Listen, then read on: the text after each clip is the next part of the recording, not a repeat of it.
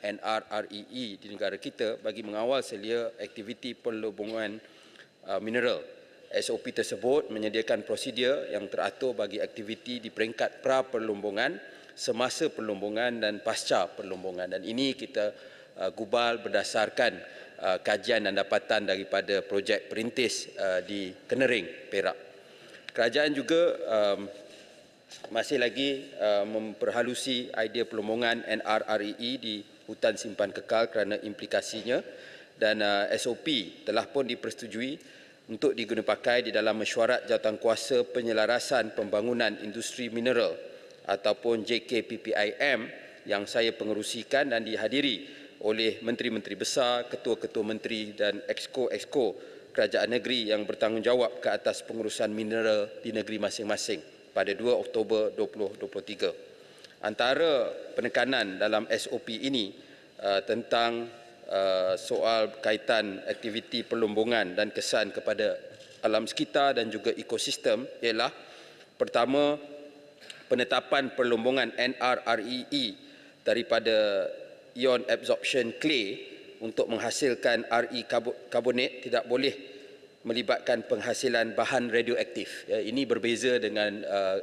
bahan nadir bumi di negara lain misalnya, tetapi yang ada di negara kita, ion absorption clay ini tidak mengandungi bahan radioaktif. Kedua, penggunaan kaedah perlumbungan secara in situ leaching ISL yang tidak melibatkan pembukaan kawasan yang besar yang lazimnya berlaku, open cast mining dalam aktiviti perlumbungan mineral lain. Ketiga, penetapan kaedah pemantauan yang teratur dan berkala termasuk pembinaan telaga pemantauan bagi mengesan sebarang pencemaran kepada sumber air bawah tanah. Keempat, keperluan untuk penyediaan kajian kesan kepada alam sekeliling ataupun EIA sebelum kelulusan bagi menjalankan aktiviti perlumbungan boleh diberikan. Sebagaimana saya sebut, SOP ini telah dibangunkan berdasarkan SOP perlumbungan NRREE di projek perintis perlumbungan di Mukim Kenering, Hulu Perak. Berdasarkan kepada pengauditan yang dijalankan, boleh disimpulkan bahawa SOP ini dengan penguatkuasaan yang tegas mampu untuk mengawal selia perlumbungan NRREE dengan baik dan menangani impak kepada sosial. Selain itu, Kementerian juga akan meneliti keperluan daripada aspek perundangan sedia ada seperti Akta Kualiti Alam Sekeliling 1974, Akta Perhutanan Negara 1984, Akta Pembangunan Mineral 1994 dan Akta Pemeliharaan Hidupan Liar 2010 di samping meneliti tata cara pelaksanaan pengauditan pematuhan kendiri ke arah industri perlumbungan yang bertanggungjawab dan mampan, atau dalam istilah bahasa Inggeris dengan izin Self-Regulatory Auditing for Responsible and Sustainable Mining Industry. Terima kasih. Kopeng. Terima kasih kepada Timbalan Ketua. Terima kasih atas jawapan yang diberikan oleh Yang Berhormat Menteri. Saya setuju nadir bumi adalah satu sumber nilai yang agak penting buat negara kita, baik dari segi nilai ekonomi dan juga nilai strategik geopolitik. Dan saya setuju apa yang dikatakan oleh Yang Berhormat Menteri tentang keperluan SOP untuk kerangka dari segi dasar dan pengubalan undang-undang bagi memastikan aktiviti berlombong itu dalam keadaan yang mampan dan lestari. Maka soalan saya adalah berkenaan dengan aktiviti melombong di dalam negara kita setakat ini. Yang saya tahu satu di negeri Perak dan satu di negeri Kedah. Dan saya lihat seringkali kerajaan menggunakan cara yang digunakan di negeri Perak sebagai contoh dan sebagai panduan. Namun Kedah berlakunya insiden penyeludupan haram, ada orang yang ditangkap dan didakwa. Apakah masalah utama berlaku di situ? Adakah sebab kefahaman tentang SOP yang keliru ataupun siapa yang perlu diberikan taklimat ataupun diberikan tanggungjawab? Itu pertama. Yang keduanya adalah apakah perbezaan teknologi yang digunakan di negeri Kedah dan digunakan di negeri Perak, dan menyebabkan dari segi Perak mendapat hasil yang banyak. Dan baru-baru ini saya dikabarkan bahawanya ada makmal kajian nadir bumi akan dibinakan di negeri Perak, tetapi Kedah diketahui ada beberapa insiden-insiden yang berlaku yang tidak patutnya berlaku. Terima kasih. Terima kasih Yang Berhormat Gopeng. Sebagaimana kita sedia maklum, perlombongan NRREE di Perak adalah di bawah projek perintis melalui kerjasama Kerajaan Negeri Perak dan juga NRECC, malah dimulakan sebelum ini lagi di bawah kerajaan terdahulu. Dan SOP yang diguna pakai di negeri Perak adalah untuk tujuan pemakaian dan pematuhan pelaksanaan program projek perintis tersebut. Dan projek perintis adalah projek perlombongan yang sah dan telah menerima kelulusan-kelulusan yang perlu untuk membolehkan aktiviti perlombongan dijalankan. Sebenarnya kawasan yang dipohon oleh Kerajaan Negeri Perak itu lebih besar, tetapi bila diputuskan untuk dibuat projek perintis, diberi kawasan yang lebih terhad dan di sana saja dibuat aktiviti tersebut. Jadi antara kelulusan yang telah mereka terima ialah laporan penilaian kesan kepada alam sekeliling EIA yang dikeluarkan Jabatan Alam Sekitar pada 11 Mei 2022, kelulusan skim operasi perlombongan Operating Mining Scheme yang telah dikeluarkan oleh JMG antara 1 September 2022 sehingga 31 Ogos 2024. Berzanya di Kedah itu kegiatan perlombongan NRREE berlaku secara haram di kawasan hutan simpan Bukit Enggang yang tidak mendapat kelulusan untuk menjalankan aktiviti perlombongan. Jadi Kenering tak melibatkan kawasan hutan simpan dan ada kelulusan yang telah diberikan untuk projek perintis. Tetapi di Bukit Enggang ini, di kawasan hutan simpan ini tidak ada mana-mana kelulusan yang telah diberikan. Maka ia telah diambil tindakan oleh pihak penguatkuasa dan kementerian telah menubuhkan pasukan petugas perlombongan haram yang dianggotai oleh pelbagai agensi dan jabatan di peringkat persekutuan dan negeri bagi mewujudkan kawal selia dan penguatkuasaan terhadap isu perlombongan haram. Kotak Baru. Terima kasih Puan Yang Di-Pertua. Terima kasih Menteri. Saya ucap terima kasih kerana kerajaan masih meneruskan polisi yang digunakan ataupun diperkenalkan oleh kerajaan dulu, khususnya dalam SOP NRREE ini dengan projek perintis di Kenering di Perak itu.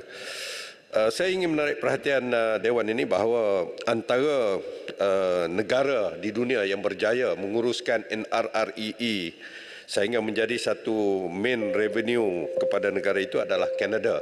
Soalan saya, adakah kerajaan berminat untuk menjadikan Kanada ini satu model, termasuklah dari segi perundangan, dari segi legalnya. Pertama, yang keduanya memandangkan reserve NRREE ini terdapat di negeri-negeri, masuklah Kelantan, Terengganu, Kedah, Perak dan sebagainya.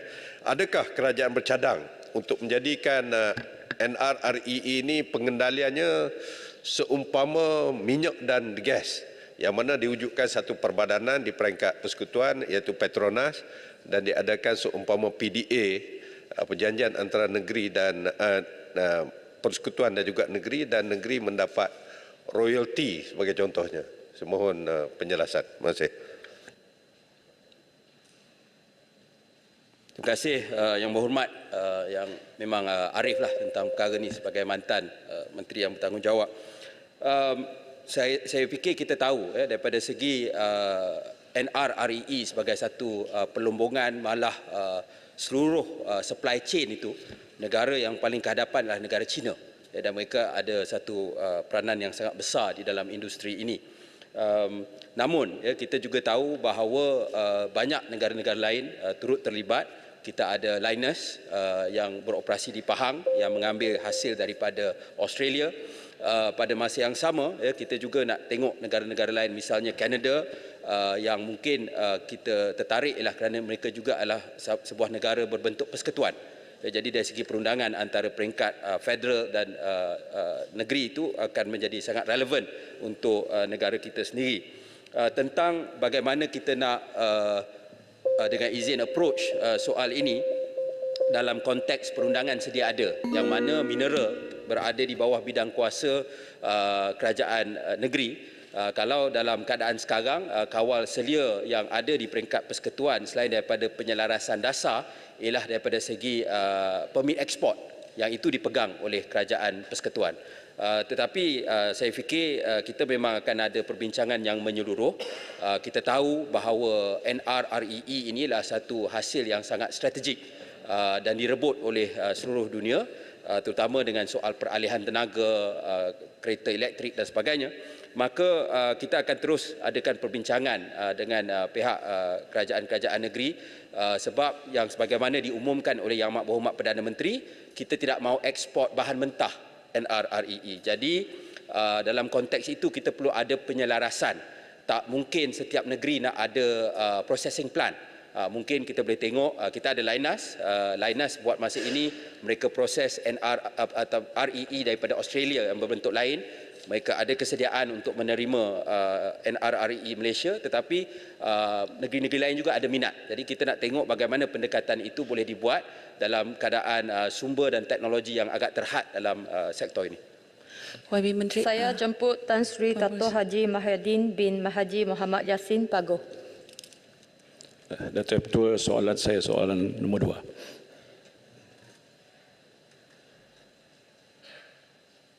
Assalamualaikum warahmatullahi dan salam sejahtera. Terima kasih Puan Yang di-Pertua, terima kasih Paguh. Untuk makluman ahli-ahli yang berhormat, kuasa melulus projek di bawah Perbelanjaan Pembangunan terletak di bawah kuasa Kementerian Ekonomi, dahulunya dipanggil Unit Perancang Ekonomi, tetapi sebelum ini Unit Perancang Ekonomi adalah di bawah Jabatan Perdana Menteri. Selepas pentadbiran ini mengambil alih dan penyusunan semula kementerian-kementerian, Kementerian Ekonomi kini bertanggungjawab dalam aspek kelulusan projek DE, termasuk urusan penapisan dan penilaian, menetapkan skop dan akhirnya menetapkan kos serta ceiling peruntukan projek-projek DE. Selepas ia telah dinilai dan diluluskan dan ditetapkan kosnya di Kementerian Ekonomi, barulah projek itu akan ke peringkat perolehan. Dan Kementerian Kewangan pula selepas itu bertanggungjawab dalam urusan perolehan dan penyediaan aliran tunai tahunan berdasarkan kelulusan yang telah diberikan oleh Kementerian Ekonomi. Projek-projek DE yang diluluskan oleh Kementerian Ekonomi akan dilaksanakan oleh kementerian berdasarkan peranan dan fungsi masing-masing. Dan di akhir proses ini, pemantauan projek pula akan dijalankan oleh Unit Penyelarasan Pelaksanaan ataupun ICU yang terletak di bawah Jabatan Perdana Menteri. Mekanisme yang diwujudkan dengan 3 bidang kuasa yang berbeza ini adalah untuk memastikan elemen semak dan imbang diamalkan dalam kelulusan dan pelaksanaan projek-projek DE. Terima kasih Puan Yang-di-Pertua. Paguh. Terima kasih Yang Berhormat Menteri di atas penjelasan tadi. Saya fikir tujuannya tidak lain dan tidak bukan untuk meningkatkan keberkesanan urusan-urusan yang berkaitan dengan pembangunan dan kewangan. Cuma apa yang saya ingin tanya ialah sudah setahun kerajaan ini ditubuhkan, tapi nampaknya di kalangan rakyat, malahan penganalisis ekonomi pun masih belum yakin tentang proses pemulihan ekonomi negara setakat ini, malahan ada yang mengatakan gagal. Jadi satu daripada sebabnya ialah jawatan Menteri Keuangan itu yang disandang oleh Perdana Menteri. Di sini pun pernah disuarakan supaya diasingkan. Jadi saya nak tanya Yang Berhormat Menteri, bersetuju tak? Sudah sampai masanya supaya Yang Amat Berhormat Perdana Menteri melantik seorang Menteri Keuangan sepenuh masa. Mungkin Yang Berhormat dilantik sebagai Menteri Keuangan. Terima kasih Paguh. Puan Yang di-Pertua, saya tak nampak macam mana soalan tambahan itu berkaitan dengan soalan asal. Soalan asal tanya bidang kuasa projek DE, tapi soalan tambahan ialah soalan politik lah, tapi tak apa, saya boleh jawab. Saya tak bersetuju Yang Berhormat Paguh. Kerana kalau kita lihat kepada pemulihan ekonomi negara, kan, masalah yang sebelum ini ditinggalkan oleh pentadbiran-pentadbiran yang dahulu ialah masalah struktur. Masalah struktur ini termasuklah soal penglibatan aktiviti ekonomi kita di dalam aktiviti-aktiviti yang bernilai tinggi. Kita juga perlukan industri dan juga dengan izin growth narrative yang baru. Kemudian kita juga ada masalah dari segi pasaran buruh kita. Bila kali terakhir kerajaan sebelum ini benar-benar menumpukan kepada reformasi pasaran buruh? Bila kali terakhir kita benar-benar berbincang mengenai gaji? Bila kali terakhir kita benar-benar berbincang mengenai bentuk-bentuk pekerjaan yang menawarkan gaji yang lebih tinggi? Jadi tugas Kementerian Kewangan, tanggungjawabnya adalah fiskal, iaitu menguruskan aliran tunai, kutipan cukai dan juga perolehan dan perbelanjaan. Bidang kuasa sebelum ini yang ada dari segi menstrukturkan ekonomi itu bidang kuasa di bawah unit perancang ekonomi yang sebelum ini berada di bawah Paguh semasa Paguh turut menjadi Perdana Menteri. Jadi kalau dikatakan bagaimana kita nak merungkai dan memulihkan ekonomi, ini bukan tugas kementerian atau Menteri Kewangan semata-mata. Ini tugas bersama semua jemaah menteri yang ada. Kerana bidang kuasa mengenai reformasi pasaran buruh adalah yang berkaitan dengan Kementerian Ekonomi dan juga dengan Kementerian Sumber Manusia. Yang berkaitan dengan memastikan industri kita ini naik ke tahap yang lebih baik adalah tanggungjawab Menteri MITI contohnya. Untuk memastikan ada bidang-bidang baru yang boleh menjadi enjin pertumbuhan baru, itu termasuk bidang kuasa di bawah Kementerian Ekonomi, di bawah NRECC, di bawah KKD dan yang lain-lain. Kerana sebenarnya bidang kuasa Menteri Kewangan adalah untuk menguruskan soal fiskal. Pandangan saya, Paguh, itulah silapnya sebelum ini. Kerana Perdana Menteri memusatkan semuanya kepada dia. Jadi dia tak sempat buat. Jadi sekarang ini dari segi pecahan kerjanya, sebahagian besar dari segi perancangan pelan ekonomi dan dasar sederhana dan jangka masa panjang ditentukan oleh Kementerian Ekonomi. Kemudian pelaksanaan itu diusahakan bersama dengan kementerian-kementerian yang memang ada mandat dan tanggungjawab itu dan urusan dari segi tata kelola.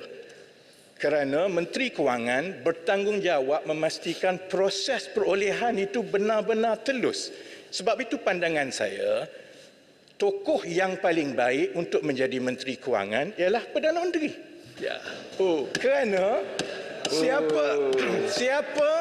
siapa yang paling ada tanggungjawab paling besar untuk memastikan tata kelola perolehan untuk mengelakkan Ubah manifesto seperti yang berlaku sebelum ini, seperti yang kita pernah tahu ada kawan-kawan jana wibawa di sebelah sana. Allah. Kalau contohnya Puan Yang di-Pertua, kalau contohnya Hebatlah Menteri. sama ada senator Menteri MITI menjadi Menteri Kewangan. Kalau contohnya Yang Berhormat Kapit jadi Menteri Kewangan. Contohnya dari segi kuasa dan juga pengaruh politik kami dikira junior. Kalau ada yang cucuk sana, cucuk sini, akhirnya lobbynya itu akan tetap pergi kepada Perdana Menteri dan Paguh sedia maklum tentang ini. Benda ini saya pasti inilah yang berlaku sebelum ini. Jadi akhirnya apabila tugas untuk memulihkan ekonomi ini dari segi perancangan, pelaksanaan diagihkan kepada kementerian masing-masing dan dengarlah. Puan Yang di-Pertua dan rakyat tengok dia tanya soalan politik. Tak nak dengar. Bila kita bagi jawapan yang dia tak nak dengar kerana dia malu, dia buat bising. Jawapan panas Menteri. Baik, mantap. Dan saya nak tutup begini Puan Yang di-Pertua. Saya nak tutup begini Dekat mana Paguh yang kata ekonomi tidak pulih? Saya nak tanya balik kepada Paguh. Semasa Paguh dan Perikatan Nasional jadi kerajaan 33 bulan, pernahkah ada 3 suku berturut-turut yang ada pertumbuhan ekonomi dari satu suku ke satu suku? Pernah ada tak? Tak ada. Tak ada. Tak ada. Tak pernah ada. On record tak ada. Ini kali pertama sejak bertahun-tahun MOU yang banyak. kita menyaksikan bahawa pertumbuhan ekonomi negara dari satu suku ke satu suku berlaku dalam 3 suku berturut-turut yang tak pernah berlaku. Kemiskinan paling rendah, kenaikan gaji lebih tinggi daripada sebelum ini, pertumbuhan ekonomi, momentum baik, inflasi paling rendah. Jadi dekat bahagian mana Paguh yang kata bahawa rakyat tidak ada keyakinan, sedangkan kita lihat sedikit demi sedikit keyakinan itu telah pulih, termasuklah juga dengan kemasukan pelaburan-pelaburan. Kalau Paguh dan Perikatan Nasional tak yakin, tak apa. Tapi jangan salah gunakan dan menunggang nama rakyat dan pelabur-pelabur lain. Terima kasih. Mantap Menteri. Mantap Menteri. Kuala Selangor. Terima kasih. Terima kasih Timbalan yang di-Pertua. Terima kasih Menteri. Mantap jawapan tadi. Ini soalan tambahan seterusnya. Soalan seterusnya Menteri, ya. Dalam komitmen Menteri Kewangan untuk menurunkan defisit fiskal, ya, untuk tahun depan 4.3 dan 5 tahun 3% KDNK, dan sementara itu berani membawa satu bajet, ya, yang mengembang, expansionary budget, bermaksud tidak kurang juga kita berbelanja. Persoalan yang menjadi khawatir adalah pada waktu yang sama, ya, cabaran global, the global headwinds dengan izin, juga satu yang mencabar. Contohnya dia geopolitical, peperangan Ukraine, Rusia, ya, sikit slowing down of China's economy, juga Gaza, Palestin. Apa yang mustahak Menteri yang nak saya tanya?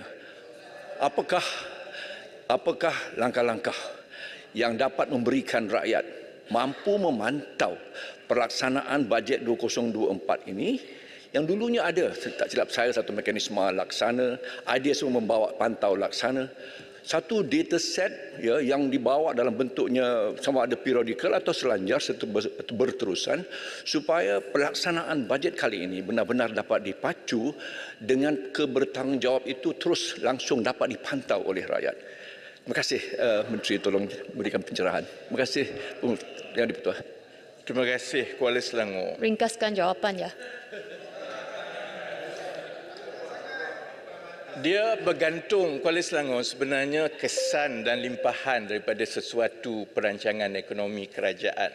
Contohnya belanjawan yang ditetapkan. Kesannya itu dirasai berbeza-beza mengikut peringkat dan kumpulan-kumpulan. Jadi kumpulan yang paling besar yang pada pandangan saya akan menjadi pemegang taruh, stakeholders yang paling besar adalah rakyat biasa, keluarga biasa. Dan apabila kerajaan melaksanakan penyasaran subsidi dan itu akan melibatkan bentuk-bentuk pindahan tunai kepada keluarga-keluarga, saya ingat kita tidak perlukan laporan pun kerana dari segi ketelusan maklumat, siapa yang dapat, berapa, itu akan dilaksanakan melalui padu. Setiap keluarga dan setiap rakyat boleh melihat sebenarnya berapa pendapatan dia, berapa tanggungan dia dan kenapa dia layak atau tidak layak, berapa bantuan dia dapat dan sebagainya. Itu bagi saya akan meliputi pemegang taruh yang paling besar dalam negara kita. Jadi dia boleh nampak sebenarnya perbezaan itu. Bagi pemegang taruh yang lain, termasuklah pelabur, pemain industri dan sebagainya, saya ingat angka-angka ekonomi yang kita tumpukan inilah yang juga akan menjadi petanda. Dan tumpuan di peringkat kerajaan ialah memastikan kita merakyatkan data-data ini. Sebab itu open dossier itu penting supaya rakyat mula bercakap dan menilai prestasi ekonomi. Bukan ambil saja, dia boleh tengok quarter on quarter macam mana, year on year, industri mana. Dan insya-Allah bila kita teruskan dengan lebih banyak penerbitan data-data, contohnya yang melibatkan statistik gaji dan upah, itu akan dapat dilihat terus bagaimana perancangan ekonomi itu dapat dirasa dan rakyat sendiri boleh membandingkan sama ada industrinya itu tumbuh dengan baik, gajinya naik dan sebagainya. Pandangan saya itu lebih baik dari segi pelaporan dan pemantauan berbeza dengan kalau kita duk banding dan duk lapor sama kita. Pemegang taruh yang paling besar ialah rakyat. Dan maka maklumat dan data dan kesan ini mestilah dirasakan oleh rakyat. Terima kasih. Saya jemput Tuan Wong Cheng, Subang. Terima kasih Tuan Speaker. Soalan saya nombor 3. Terima kasih Yang di-Pertua dan terima kasih Yang Berhormat Wong Cheng. Sebagai kementerian yang menerajui perdagangan antarabangsa, Kementerian Pelaburan, Perdagangan dan Industri ataupun MITI bertanggungjawab dalam menerajui rundingan perjanjian perdagangan bebas dan juga perjanjian penggalakan dan perlindungan pelaburan dua hala atau dengan izin Investment Guarantee Agreement dan juga Bilateral Investment Treaty. Setakat ini Malaysia telah menguatkuasakan 16 FTA dan 62 IGA.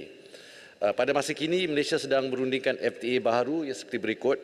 Malaysia EFTA Economic Partnership Agreement ataupun MIPA, iaitu perjanjian perkongsian ekonomi di antara Malaysia dengan negara-negara Persatuan Perdagangan Bebas Eropah, merangkui 4 buah negara iaitu Switzerland, Norway, Iceland dan Liechtenstein yang sedang dirundingkan semenjak 2014. Malaysia dan UAE pada Mei 2023 telah mengumumkan persetujuan untuk memulakan rundingan perjanjian perkongsian komprehensif. ASEAN-Canada Free Trade Agreement adalah rundingan perdagangan bebas di antara Kanada dan negara-negara ASEAN termasuklah Malaysia yang telah mula dirundingkan semenjak 2021. Terdapat 2 rundingan FTA masih lagi tergantung iaitu rundingan Malaysia dengan negara Kesatuan Eropah yang telah ditangguhkan semenjak 2012 dan Republik Korea yang telah ditangguhkan semenjak 2019. Bagi perjanjian perdagangan bebas Malaysia-EU, Malaysia sedang melaksanakan scoping exercise dengan EU untuk menentukan jurang kedudukan dan pendirian kedua-dua negara dan seterusnya memberi hala tuju agar mana-mana rundingan dilaksanakan benar-benar mengambil kira kos dan manfaat kepada negara.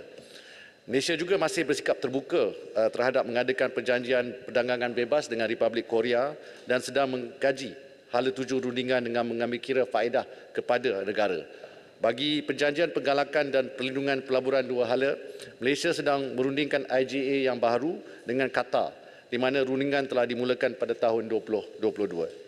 Secara umumnya, Malaysia mengambil pendekatan terbuka kepada mana-mana peluang rundingan FTA dan IGA dengan negara-negara rakan dagang. Bagi Malaysia, sebarang rundingan FTA dan IGA haruslah mengambil kira kos dan manfaat kepada negara secara menyeluruh dan faedah kepada negara untuk jangka masa panjang.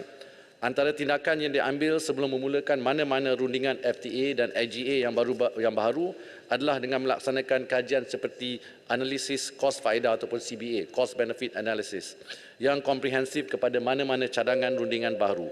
Selain itu, jangka masa rundingan adalah tertakluk kepada persetujuan dan kesanggupan di antara Malaysia dan rakan perundingannya untuk mencapai kata sepakat di dalam menghasilkan satu perjanjian yang mengambil kira kepentingan dan faedah kepada semua pihak yang terlibat. Sekian, terima kasih. Subang. Terima kasih Tuan Speaker, terima kasih Menteri. Dengan izin, dua soalan. Ya, yang pertama, bolehkah Menteri memberi sedikit komen dan panduan apakah langkah-langkah yang diambil oleh MITI untuk memastikan koordinasi yang lebih efektif di antara kementerian dan lain dalam proses perundingan FTA dan BIT? Dan kedua, soalan dasar, ya, ramai ahli-ahli parlimen. Pagi ini Pak Sigunan tanya saya tentang FTA dan BIA, ya. Saya beri jawapan, tapi pagi ini saya minta Menteri memberi pandangan bagaimana FTA dan BIA boleh meningkatkan FDI ke Malaysia. Terima kasih. Terima kasih Yang Berhormat Tuan Wong Cheng, Berhormat Subang. Untuk soalan pertama, sebagai langkah untuk memastikan koordinasi ini lebih efektif dan di antara kementerian dan agensi yang terlibat ini di dalam menyokong perundingan perjanjian perdagangan bebas ini, MITI melaksanakan libat urus dengan kementerian dan juga agensi yang berkaitan di peringkat pra perundingan, semasa rundingan dan juga pasca rundingan. Dari segi peringkat pra perundingan, mesyuarat libat urus ini dilaksanakan oleh MITI untuk mendapatkan penilaian serta juga merangka pendirian negara berdasarkan dengan izin offensive interest dan juga defensive interest dari setiap kementerian dan juga agensi yang terlibat. Setiap kementerian dan agensi berkaitan juga diminta memberi pandangan masing-masing di mana ada dengan izin feasibility study bagi sesuatu FTA tersebut. Jadi kita akan dapat ulasan daripada setiap kementerian dan agensi yang berkaitan dan kita prepare MJM, Memorandum Jabatan Menteri, untuk mendapatkan mandat daripada kerajaan bagi pelaksanaan sesuatu FTA. Dan kita ada our CN, Chief Negotiator ataupun pasukan perunding akan diwujudkan untuk melibatkan penyertaan kementerian dan agensi berkaitan dan mendapatkan khidmat nasihat mereka serta untuk menerajui berbagai bab ataupun chapter di dalam FTA lah. Dan semasa proses perundingan dilaksanakan, libat urus ni akan terus diadakan dengan semua agensi dan kementerian berkaitan. Kita ada preparatory meeting dan juga debriefing bersama-sama dengan kementerian dan agensi yang terlibat. Dan lepas itu pasca rundingan pun kita buat benda yang sama, Yang Berhormat Subang. Dan semasa pelaksanaan FTA itu, MITI akan terus mengadakan libat urus juga dengan kementerian dan agensi yang berkaitan melalui mesyuarat penyelarasan, ada sesi penerangan dengan pihak berkepentingan dan juga kajian penilaian pelaksanaan. Untuk soalan yang kedua, terima kasih kerana soalan yang kedua itu. Memang secara umumnya banyak soalan yang bertanya apakah manfaat FTA yang ditandatangani, terutamanya mengenai bab-bab pelaburan dan sesuatu perjanjian penggalakan dan perlindungan pelaburan juga. Saya dah sebut mengenai IGA tadi. Dan bagaimana ia menyumbang kepada pelaburan langsung asing ataupun dengan izin FDI. Kalau kita ada FTA yang telah kita tandatangani setakat ini mewujudkan ekosistem pelaburan yang lebih baik dan mesra pelabur. Kita pun negara yang terbuka dari segi GDP KDNK kita kepada perdagangan ialah lebih kurang 160%. Dan kita juga memastikan perlindungan kebolehramalan dan ketulusan di dalam proses dan peraturan pelaburan di mana Malaysia adalah negara rakan FTA berkenaan. Dan kita juga ingin memastikan ada fasilitasi perdagangan melalui penyelarasan dan memudah cara peraturan, prosedur dan keperluan. Contohnya LHDN, Custom dan lagi kementerian-kementerian yang berkaitan. Dan juga perdagangan perkhidmatan juga dapat meningkatkan pelaburan dan perwujudan syarikat perkhidmatan asing. Ada isu juga mengenai IP rights, hak intelek dan juga mengukuhkan skim perlindungan kepada pelaburan asing dan juga pelaburan kita ke negara tersebut. Dan itulah salah satu sebabnya kita memastikan contohnya dalam plan perindustrian baru kita NIMP, kita telah mengenal pasti pelaksanaan FTA ini adalah salah satu elemen di bawah dua misi. Misi pertama iaitu Advancing Economic Complexity dan misi 4 untuk Safeguard Economic Security dan Inclusivity. Oleh yang demikian, pelaksanaan FTA juga diambil kira bagi menggalakkan pelaburan asing masuk ke negara di bawah NIMP 2030 dan juga dengan NETR sekali. Terima kasih. Kubang Pasu. Soalan tambahan. Terima kasih Puan Yang Berhormat Timbalan Speaker. Yang Berhormat Menteri, mengambil maklum Malaysia kini telah menguatkuasakan perjanjian RCEP dan CPTPP yang merupakan FTA secara pendekatan serantau yang boleh membawa kesan limpahan ekonomi kepada negara. Dalam hubungan ini, adakah kerajaan berhasrat untuk meneruskan pendekatan berunding dengan FTA serantau bagi mendapatkan akses pasaran dan peluang pelaburan baru? Terima kasih. Terima kasih Yang Berhormat Kubang Basu. Saya nak ucapkan juga terima kasih kepada Yang Berhormat Kubang Basu kerana banyak membantu BT dalam pelaburan masuk ke Kedah.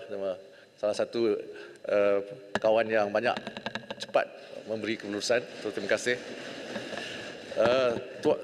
Yang Berhormat dan Tuan Yang Dipertua, sebagai sebuah negara perdagangan, Malaysia saya rasa mengambil pendekatan terbuka. Seperti saya sebut tadi, kita negara yang terbuka di mana peluang rundingan FTA dengan negara rakan dagang, baik secara dua hala ataupun multilateral, perjanjian ini kita mengambil kira kos dan juga manfaat kepada negara secara menyeluruh dan faedah kepada negara untuk juga jangka masa panjang. Dan pelaburan ini biasanya dalam jangka masa panjang. MITI sedang menerajui rundingan penambahbaikan perjanjian perdagangan barangan ASEAN. Kita ada ASEAN, kita ada A3 ataupun ASEAN Trade in Goods Agreement dan juga ASEAN China Free Trade Agreement, serta bakal juga mengkaji untuk menambah baik apa-apa FTA yang ada, contohnya CPTPP. Selain itu, MITI juga sedang merundingkan seperti saya sebut tadi FTA baru dengan negara-negara lain, EU dan Korea dan sebagainya. Dan juga seperti sebut tadi, hala tuju yang ditetapkan kerajaan melalui kerangka ekonomi madani, NIMP 2030, NETR dan sebagainya, kita akan terus merundingkan FTA baru atau sedia ada, baik dari segi dua hala maupun serantau. Kita nak meluaskan akses pasaran untuk syarikat kita dan juga peluang perbaruan baru untuk masuk dan memberi fokus tumpuan kepada pengukuhan penyertaan syarikat kita bukan saja untuk domestik tetapi juga untuk memasuki rantaian bekalan di serantau dan juga di global. Dan kita nak mempertingkatkan juga kepatuhan kepada ESG dan juga perdagangan digital. Terima kasih, Yang Berhormat. Saya jemput Dato' Syed Abu Husin bin Hafiz Syed Abdul Fasal Bukit Kantang. Terima kasih Yang Berhormat Speaker. Yang Berhormat Menteri, soalan saya nombor 4. Terima kasih Tuan Yang Di-Pertua. Terima kasih Yang Berhormat Bukit Gantang yang bertanya. Tuan Yang Di-Pertua, jalan yang dimaksudkan oleh Yang Berhormat Bukit Gantang adalah jalan persekutuan, iaitu Jalan Cangkat Jering, Seri Manjung dan Kampung Koh, FT 060. Untuk makluman ahli Yang Berhormat, kementerian ini prihatin dengan isu yang dibangkitkan oleh Yang Berhormat. Dan pada masa ini, laluan FT 060 telah disambungkan dengan Lebuh Raya Plus, manakala Lebuh Raya WCE Seksyen 11 dari Beruas ke Taiping Selatan atau Cangkat Jering dijangka siap pada tahun 2024. Juga akan menghubungkan Lebuh Raya WCE ke laluan FT 060. Untuk makluman ahli Yang Berhormat, melalui kajian yang telah kementerian ini laksanakan, buat masa ini laluan FT 060 masih lagi dalam tahap Level of Service A, LOSA. Yang mana buat masa ini laluan ini mencukupi untuk menampung trafik sedia ada. Kementerian ini akan terus melaksanakan kajian trafik pada laluan ini setelah interchange Lebuh Raya WCE siap pembinaan pada tahun 2024 nanti. Dan untuk makluman ahli Yang Berhormat juga, permohonan untuk menaik taraf tertaluk kepada prosedur, prosedur bagi permohonan projek membina jalan baharu atau menaik taraf jalan persekutuan sedia ada adalah melalui kerajaan negeri berdasarkan senarai keutamaan negeri yang dikemukakan kepada kementerian ini melalui penyelarasan antara unit perancangan ekonomi negeri dan Jabatan Kerja Raya Negeri. Sehubungan itu disyorkan supaya ahli Yang Berhormat mengemukakan cadangan projek tersebut kepada pihak kerajaan negeri melalui unit perancangan ekonomi negeri atau JK negeri untuk dimasukkan dalam senarai keutamaan negeri dalam rolling plan yang akan datang. Dan kementerian bersedia meneliti cadangan projek ini apabila dipohon oleh kerajaan negeri berdasarkan senarai keutamaan negeri pada masa yang akan datang dan akan diberi pertimbangan yang sewajarnya untuk diangkat kepada agensi pusat jika memenuhi keperluan teknikal untuk dilaksanakan tertakluk kepada agihan peruntukan pembangunan kepada kementerian ini. Dan berdasarkan maklumat yang diterangkan tadi, kementerian ini sentiasa terbuka untuk menerima syur atau cadangan daripada kerajaan negeri untuk menaik taraf berdasarkan senarai keutamaan daripada negeri. Sekian, terima kasih. Bukit Kantang. Yang Berhormat Menteri, terima kasih atas jawapan. Cuma saya ragu-ragu dari segi kajian. Sebabnya ialah sebelum lagi dibuka WCE, laluan FT 060 telah pun sesak. Setiap ujung minggu, queue-nya sampai 4-5 kilometer. Dan pemandu-pemandu mengambil jalan pintas masuk ke jalan laluan kampung, laluan kebun daripada Kuala Terong keluar ke Sungai Limau, keluar ke Cangkat Jering dan keluar ke Kuala Sepetang. Ini menyebabkan jalan laluan kampung sesak, menyebabkan ada berlaku kemalangan dalam kampung. Jadi saya minta sekali lagi supaya kajian ini dibuat lagi sekali untuk melihat sebenarnya apa yang berlaku di jalan FT060 kerana jalan ini hanya satu lane sahaja. Keluar daripada Plus Highway ke kanan untuk ke Batu Hampar dan ke Manjung hanya satu lane. Nak masuk ke Toh pun satu lane. Dua-dua arah ini sangat sesak. Minta perhatian daripada kementerian. Terima kasih. Baiklah, terima kasih Tuan Yang Dipertua, terima kasih Yang Berhormat. Memang kita akan ambil maklum dan perhatian, dan seperti mana telah saya jelaskan tadi, kajian ini sentiasa kita teruskan. Jadi terima kasihlah atas makluman daripada Yang Berhormat, dan saya akan mengarahkan, saya sendiri akan turun ke sana lah tengok. Nanti saya akan berhubung dengan Yang Berhormat supaya kita boleh bersama, sebab inilah yang kami nak, maklum balas sendiri yang boleh kita selesaikan masalah rakyat. Terima kasih Yang Berhormat. Saya jemput Tuan M. Kulasegaran, Ipoh Barat. Terima kasih Datuk Ketua. Boleh saya tanya soalan saya yang kelima.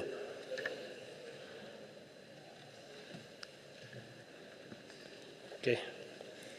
Terima kasih Puan Yang Dipertua. Terima kasih kepada Yang Berhormat Ipoh Barat yang begitu prihatin tentang isu-isu perburuhan di negara ini.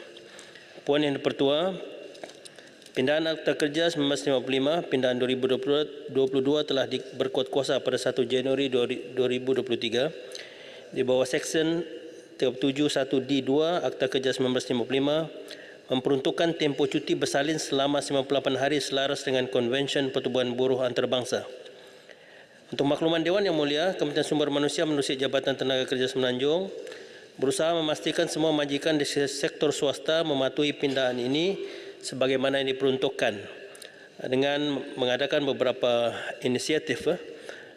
Yang pertama, mengadakan program pendidikan perburuhan bagi memberi pendedahan kepada majikan berkaitan Undang-Undang Perburuhan Negara, khususnya melibatkan pindahan Akta Kerja 1955, dan sehingga 31 Oktober 2023 sebanyak 183 program pendidikan perburuhan telah diadakan di seluruh Semenanjung.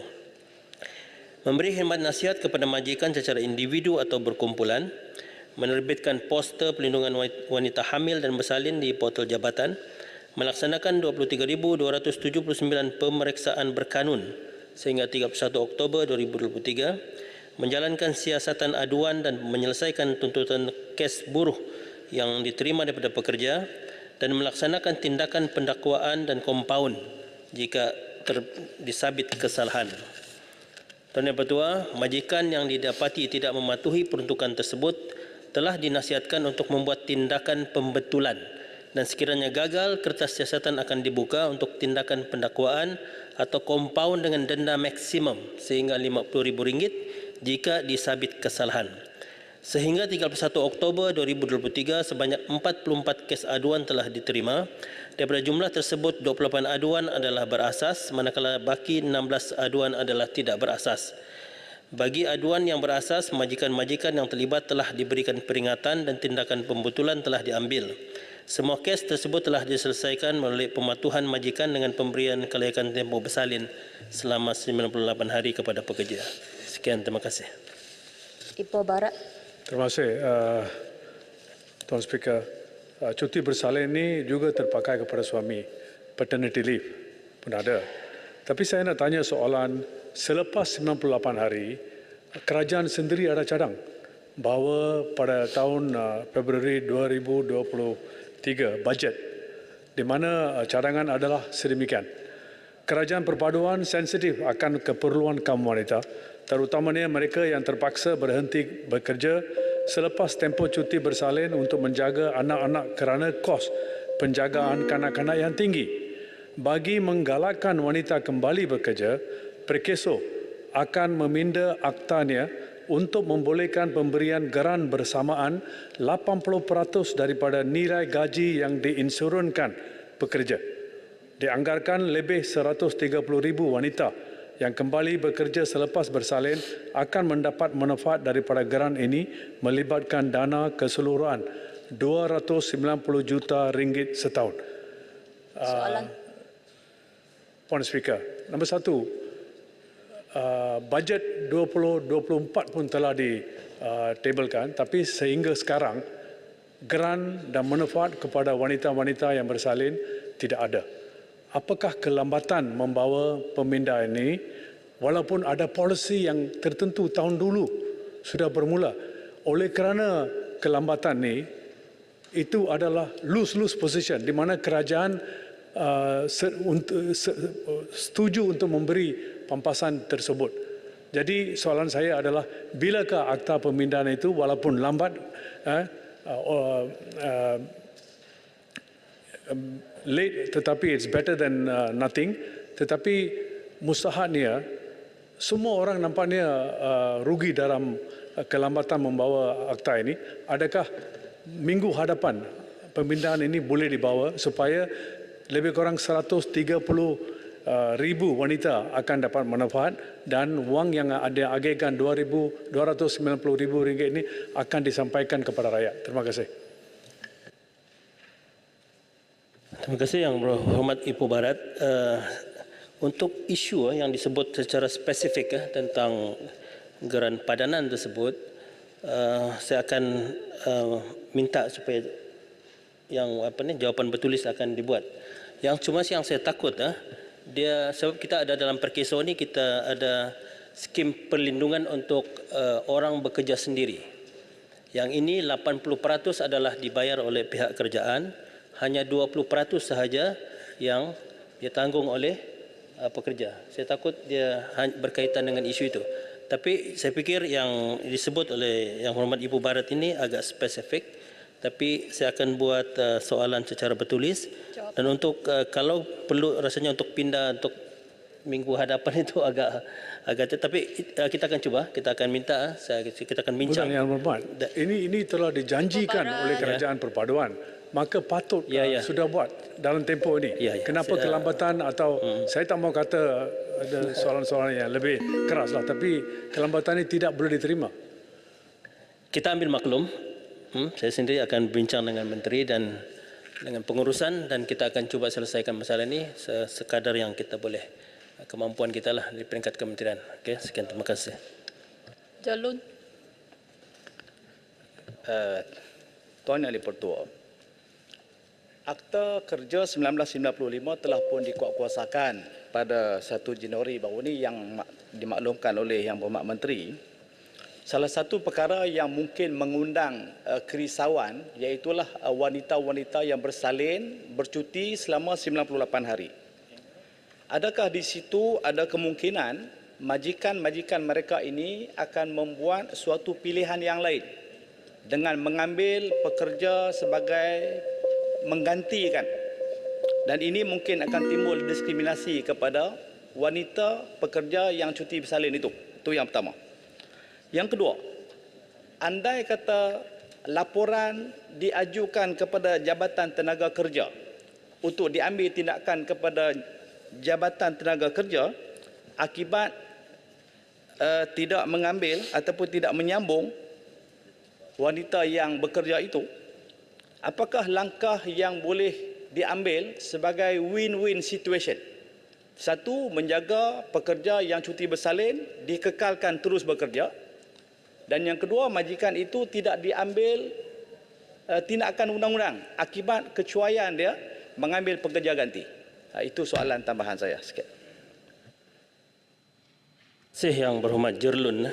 Okey, dalam Akta Kerja 1955 ini ada satu peruntukan secara spesifik. Di bawah peruntukan Seksyen 41A Akta Kerja 1955, majikan tidak boleh memberi notis penamatan kerja atau menamatkan pekerja wanita yang hamil atau sakit disebabkan kehamilannya kecuali dalam keadaan berikut. Yang pertama, pelanggaran Seksyen salah laku atau penutupan perniagaan majikan. Ini spesifik disebut dalam Akta Kerja. Jadi jika pekerja yang hamil ditamatkan kerja, beban pembuktian adalah terletak kepada majikan bahawa penamatan perkhidmatan bukan disebabkan oleh kehamilan. Jadi tidak boleh sama sekali mana-mana majikan yang mengambil peluang dengan kehamilan ini untuk menamatkan kerja wanita ini secara suka hati. Dia kena ada sebabnya. Jadi ini dan jika ada disabit pendakwaan ini dan kompaun akan dikenakan kepada majikan yang berkenaan. Okey, sekian, terima kasih. Saya jemput Datuk Wira Dr. Ku Abdul Rahman bin Ku Ismail Kubang Pasu. Terima kasih Yang Berhormat Puan Yang di-Pertua. Soalan nombor 6. Terima kasih Kubang Pasu, terima kasih Puan Yang di-Pertua. Kementerian Ekonomi telah membangunkan Pelan Hala Tuju Peralihan Tenaga Negara ataupun dikenali sebagai National Energy Transition Roadmap ataupun NETR yang diluncurkan oleh Yang Amat Berhormat Perdana Menteri pada 29 Ogos 2023. Terdahulu, NETR Fasa 1 telah dilancarkan pada 27 Julai 2023 bagi memperkenalkan 10 projek dan inisiatif flagship berdasarkan 6 pemacu peralihan tenaga iaitu kecekapan tenaga, kedua tenaga boleh baru, kemudian hidrogen, biotenaga, mobiliti hijau dan yang keenam pemerangkapan penggunaan dan penyimpanan karbon ataupun CCUS. Selain itu, 5 pemboleh daya atau dengan izin enablers turut dikenal pasti iaitu pembiayaan, dasar dan kawal selia, modal insan, teknologi dan infrastruktur serta tadbir urus. Antara projek flagship yang akan dilaksanakan oleh pihak swasta di bawah NETR Fasa 1 bagi mencapai sasaran 70% tenaga diperbaharui menjelang 2050 adalah pertama, zon bersepadu tenaga boleh baru. Pembangunan mampan yang berskala besar merentasi rantaian nilai tenaga termasuk penjanaan, penyimpanan tenaga, pengurusan permintaan dan kecekapan tenaga. Sebuah zon TBB perintis akan diwujudkan merangkumi taman perindustrian, bandar sifar karbon, kawasan kediaman dan pusat data dan kalau saya bagi perincian setiap satu, siapa yang terlibat dan sebagainya, dia akan ambil masa. Jadi kalau untuk rujukan, semua projek-projek dan juga peneraju ini telah pun terkandung di dalam dokumen NETR tadi. Contohnya, untuk zon bersepadu TBB ini akan dilaksanakan oleh Khazanah Nasional. Projek flagship, contoh projek flagship yang lain yang contohnya solar terapung hydro hybrid ataupun dengan izin hybrid hydro floating solar, iaitu pembangunan solar terapung dengan potensi kapasiti keseluruhan 2,500 megawatt di empangan hydro TNB bagi penjanaan elektrik merangkap stor pensimpanan tenaga. Kemudian satu lagi projek rintis yang besar ialah solar kediaman yang akan diusahakan oleh Sime Darby Property, iaitu pembinaan 4.5 megawatt solar bumbung atau rooftop solar di kediaman di taman perumahan yang baru yang akan memberi peluang kepada pemilik rumah untuk menyewakan bumbung mereka untuk menjana pendapatan seperti yang kita telah sebut sebelum ini. Dan untuk ini sasarannya ialah dengan kapasiti sehingga 10 kilowatt bagi setiap rumah. Kemudian projek flagship yang seterusnya ialah sistem penstoran tenaga ataupun ESS. Pembangunan ESS berskala industri bagi mengatasi dengan izin masalah intermittency dan menjamin kestabilan pembekalan elektrik seiring sasaran peningkatan penjanaan elektrik daripada TBB. Dan contoh yang terakhir untuk Kubang Pasu ialah hidrogen. Dalam NETR flagship itu ada 3 projek bersepadu pengeluaran hidrogen hijau, terutamanya di Sarawak, sekaligus akan menjadikan Sarawak sebagai hub hidrogen hijau serantau. Dan komponen projek akan merangkumi pembinaan kilang pengeluaran di Kuching menjelang tahun 2025 untuk kegunaan domestik dan 2 kilang pengeluaran di Bintulu menjelang tahun 2027 untuk tujuan ekspor. Akhir sekali, Puan Yang di-Pertua, NETR adalah strategi Malaysia dalam mendepani tren peralihan tenaga global yang sedang berkembang pesat. Selain meneroka peluang pembangunan ekonomi baru dan merancakkan peluang pelaburan, NETR juga merupakan iltizam bagi menjamin masa depan negara serta kesejahteraan rakyat melalui pengurusan peralihan tenaga secara adil, inklusif dan teratur. Terima kasih. Kubang Pasu. Terima kasih Ahmad Menteri, jawapan yang jelas, dan Ahmad Menteri juga telah menjawab soalan saya yang saya masuk dalam soalan tambahan in advance. Saya minta nyatakan stakeholders yang sudah dimaklumkan.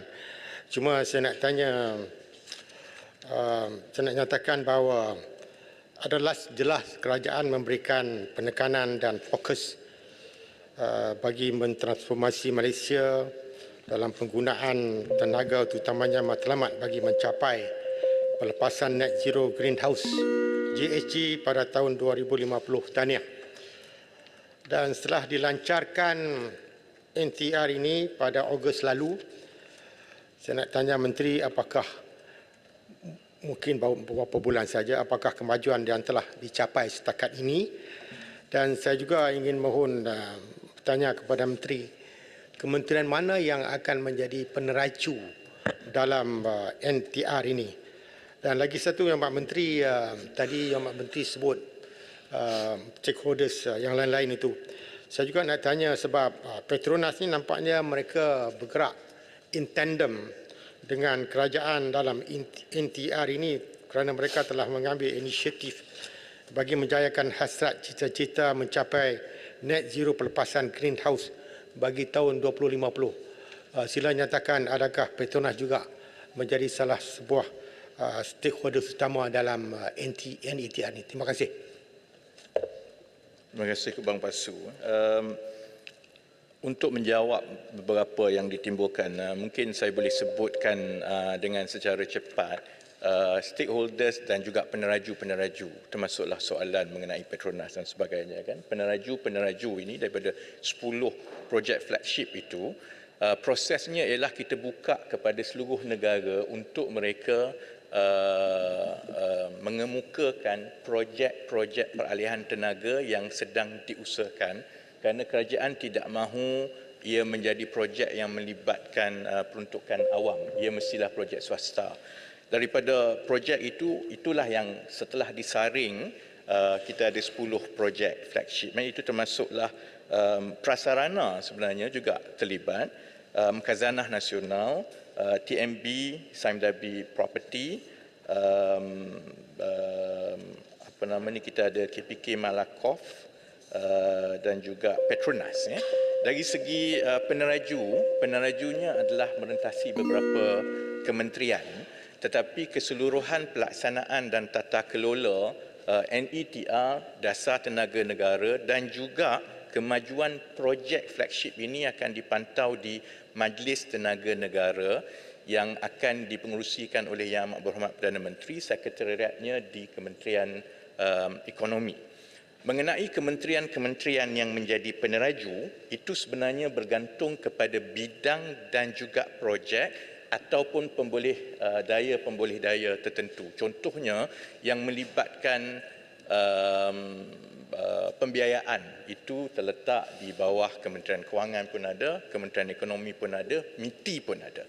Yang melibatkan penggubalan undang-undang itu berada di bawah NRCC. Yang melibatkan tata kelola dari segi kawal selia elektrik, kita sudah ada sama ada di bawah Suruhanjaya Tenaga ataupun di bawah SEDA.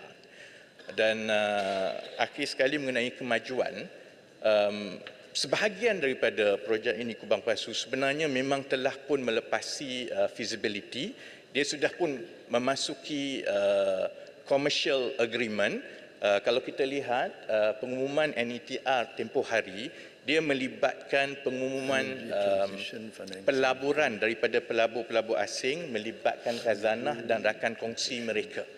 Jadi sementara kemajuan projek ini akan dipantau di peringkat MTN, Majlis Tenaga Negara, tetapi ini adalah projek-projek komersial yang diusahakan baik oleh Petronas, baik oleh Khazanah, Sime Darby dan sebagainya. Dan saya pasti sebenarnya dengan izin Puan Yang di-Pertua, it is in their best commercial interest to get this done as soon as possible, kerana kita sedia maklum bahawa dari segi minat pelabur-pelabur dan juga pengurus dana, mereka selalunya akan membeli kaunter-kaunter yang menunjukkan prestasi tenaga boleh baru yang baik. Terima kasih Puan Ketua. Paya Besar. Terima kasih Puan Yang di-Pertua. Terima kasih Yang Berhormat Menteri. Saya amat menyokong NETR, National Energy Transmission Roadmap ini. Cumanya saya ada sikit kegusaran Yang Berhormat Menteri yang memerlukan Yang Berhormat Menteri beri penjelasan yang berlanjut. Sebab saya faham natural gas akan menjadi base load pada tahun 2050. Pada kadar tahun ini kita berada pada 43% dan kita akan increase kepada 56% dengan mengurangkan coal daripada 18% kepada 1%. Isunya Yang Berhormat Menteri, walaupun natural gas dalam keadaan normal 25% lebih murah daripada coal, cumanya dari segi supply. Sebab saya lihat energi trilema ini bukan sahaja dari segi ekonomi, tapi bukan dari segi environmental, tapi dari segi energy security. Kita lihat pengalaman yang sedang berlaku di Jerman apabila Russia invade Ukraine, Jerman tukar balik kepada coal. Dan bagaimana Yang Berhormat nak buat 27 tahun yang kehadapan ini supaya kita dapat increase kita punya natural gas yang dihasilkan di negara kita. Sebab 2030 apabila kita reduce coal, kita gunakan natural gas yang sedia ada. Tetapi bila kita 2050 kita bergantung penuh kepada import. Dan Yang Berhormat Menteri, saya tak naklah pada 27 tahun yang akan datang food crisis yang kita hadapi hari ini juga akan hadapi yang sama, energy crisis pada masa hadapan. Terima kasih Tuan Yang Pertua.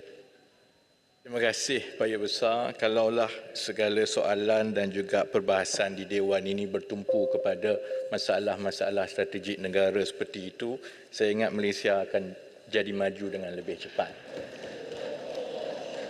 NETR digubal bukan semata-mata kerana soal perubahan iklim, bukan semata-mata soal GSG. Dia pada pandangan saya adalah lebih penting dari perspektif satunya yang dibawa oleh Paya Besar tadi, satu lagi dari segi menarik minat pelabur-pelabur ke negara ini. Kerana kita tahu mana-mana negara yang tidak menunjukkan komitmen kepada ekonomi hijau, selalunya itu sukar menarik pelaburan. Jadi menaikkan profil negara itu cukup penting, tetapi yang mungkin tidak dibincangkan dengan terperinci di kalangan rakyat ialah sebenarnya kalau kita teruskan dengan trajektori penggunaan tenaga yang kita ada, kita mungkin berhadapan dengan masalah dari segi keterjaminan tenaga dalam tempoh 10-15 tahun akan datang. Kerana gas asli seperti yang disebut oleh Paya Besar tadi, dia tidak akan ada selama-lamanya. Kalau kita tidak berhati-hati dan Malaysia berterusan menggunakan penjanaan tenaga pada reserve capacity yang tinggi dan juga menggunakan gas asli, itu boleh menyebabkan keadaan mungkin 10-15 tahun daripada sekarang kita mula mengimport gas asli. Bila kita mula mengimport gas asli, maka dia bukan saja soal wang, dia soal kedaulatan negara kita. Kerana bila kita bergantung kepada tenaga daripada negara lain, ia di luar kawalan kita. Jadi sebab itu, sasaran yang diletakkan di dalam NETR, walaupun seperti yang disebut oleh Paya Besar tadi, masih lagi bergantung kepada gas asli, kita juga berpandangan bahawa kalau kita meletakkan sasaran yang cukup tinggi dan memberi tumpuan dalam tempoh 10-15 tahun ini untuk menaikkan teknologi dan juga kapasiti tenaga boleh baru kita, dan selalunya dia bukan dengan izin Puan Yang di-Pertua, bukan straight line dengan teknologi dan juga pelaburan, kapasiti itu boleh menjadi dengan lebih cepat, tetapi ia tidak boleh diuruskan semata-mata dari soal penjanaan tenaga. ia juga perlu diuruskan dari soal kecekapan tenaga, ia juga dari segi industri kita supaya kita beralih daripada industri yang terlalu intensif tenaga, kerana kalau tidak, walaupun saya yakin kita akan terus menguruskan penggunaan gas asli kita, kalau tidak kita akan terus berdepan dengan masalah-masalah ini 10-20 tahun akan datang. Dan itu juga akhir sekali Puan Yang di-Pertua, kenapa kalau orang tanya, Miti tak ada kat sini, ramai rakyat di luar selalu tanya, kenapa kerajaan dari satu pentadbiran ke satu pentadbiran terlalu nampak fokus kepada soal electric vehicle, EV. Dia bukan soal untuk orang kaya semata-mata, kerana kita perlu mengurangkan penggunaan tenaga fosil kita, kerana kita akan sampai ke satu peringkat yang kita perlu import. Jadi kita perlu percepatkan peralihan kepada tenaga yang beralih kepada elektrik, kerana paling kurang penjanaan elektrik boleh ada sumber daripada TBB ataupun sumber-sumber baru seperti hidrogen. Jadi strategi-strategi inilah walaupun tempohnya panjang, tapi tempoh 10 tahun ini cukup penting untuk meletakkan kita di landasan yang baik ke arah peralihan tenaga untuk mengelakkan the energy trilemma seperti yang disebut oleh Pak Yaya Besar tadi. Terima kasih Puan Ketua. Saya jemput Puan Isna Raisa Munirah Majlis Kotak Belud. Puan Speaker, please be upon you. Soalan saya nombor 7. Terima kasih Yang di-Pertua. Terima kasih Yang Berhormat Ketua Belud. Secara umumnya, penawaran sesuatu program pengajian baharu di Universiti Awam dan atau IPTS perlu memenuhi kriteria-kriteria yang menjadi pertimbangan utama pihak kementerian. Antaranya, pertama, permintaan yang mencukupi sama ada dari pihak masyarakat maupun industri terhadap sesuatu bidang atau lapangan. Kedua, ketersediaan tenaga pengajar atau pakar atau kemudahan yang diperlukan untuk memastikan pengajian tersebut boleh digerakkan oleh tenaga pengajar yang berkelayakan dan berkualiti. Ketiga, pandangan serta saranan daripada pelbagai pemegang taruh seperti Badan Profesional, Agensi Kelayakan Malaysia MQA dan pihak industri. Keempat, plan atau perancangan yang bersesuaian, lestari dan praktikal oleh pihak IPT khususnya daripada aspek kesesuaian dan kelestarian sesuatu program pengajian. Kelima, kewujudan halangan atau sekatan atau moratorium bagi pengenalan sesuatu bidang baharu. Dengan mengambil kira dan memperhalusi perkara-perkara di atas, pihak kementerian akan seterusnya meneliti dan mempertimbangkan cadangan pengenalan sesuatu program baharu di IPT. Bagi penawaran pengajian bidang undang-undang, peringkat sejana muda oleh IPT, suka untuk saya memaklumkan bahawa terdapat moratorium yang telah berkuat kuasa dari tahun 2006 sehingga kini. Laporan kajian hala 7 pengajian undang-undang di Malaysia pada tahun 2017 dan tahun 2023 yang melibatkan pelbagai pihak berkepentingan seperti Majlis Peguam Malaysia dan Lembaga Kelayakan Profesion Undang-Undang mencadangkan agar moratorium penawaran program sejana muda undang-undang tersebut diteruskan. Justru bagi menjawab soalan pertama Yang Berhormat, Kementerian Pendidikan Tinggi mengambil maklum bahawa tiada universiti awam dan institusi pendidikan tinggi swasta di Sabah yang menawarkan kursus pengajian dalam bidang undang-undang peringkat sejana muda. Buat masa ini, bagi menampung sebarang keperluan dan permintaan, para pelajar dari Sabah boleh memanfaatkan peluang pengajian dalam bidang tersebut di 22 IPT di seluruh negara yang menawarkan pengajian undang-undang peringkat sejana muda. Dalam hal ini juga pihak kementerian akan melihat secara teliti sebarang keperluan dan kesesuaian penambahan program baharu sejana undang-undang bagi memastikan kelestarian program ini, kualiti serta prospek pasaran graduan yang dikeluarkan termasuklah bagi memenuhi keperluan semasa negara termasuk di Sabah dan Sarawak. Menyentuh mengenai cadangan pembinaan Politeknik Kota Belud, Sabah, sebanyak ringgit Malaysia 15 juta telah diperuntukkan pada tahun 2024 untuk kerja-kerja awalan melibatkan pelbagai politeknik termasuklah Politeknik Kota Belud. Setelah fasa awal ini selesai, ianya akan disusuli dengan permohonan dan kelulusan pembangunan kampus. Terima kasih. Kota Belud. Puan Speaker, saya ingin maklumkan di dalam Dewan Yang Mulia ini, sehingga ke hari ini tidak ada satu universiti ke college ke yang di Sabah ni yang menawarkan jurusan undang-undang. So siapa-siapa anak-anak Sabah yang berminat untuk mau menjadi lawyer, dia kena keluar daripada Sabah, dan transportation cost is always a hindrance to us lah, dengan izin. Jadi saya ingin bertanya dengan kementerian, memandangkan YB Timbalan Menteri menjawab begitu, terdapat moratorium.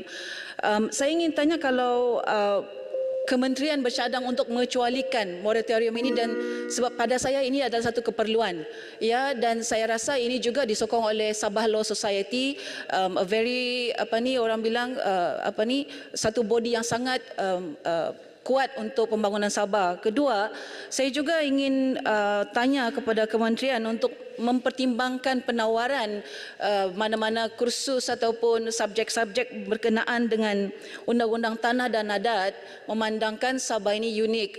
Kita punya adat sendiri, dan saya percaya itu akan memperkukuhkan lagi integrasi nasional. Dan satu juga, YB Timbalan Menteri, saya minta satu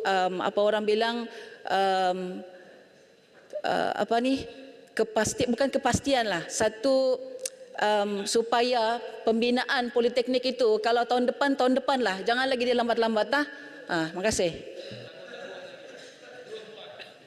Terima kasih Yang di-Pertua, terima kasih Yang Berhormat Ketua Belud. Terima kasih juga atas keprihatinan dan komitmen yang berterusan daripada Yang Berhormat dalam memperjuangkan nasib dan hak-hak orang Sabah, seperti mana keprihatinan Yang Berhormat saya juga atas kapasiti sebagai wakil rakyat dari Sabah, menghormati dan bersetuju dengan pandangan dan cadangan daripada Yang Berhormat.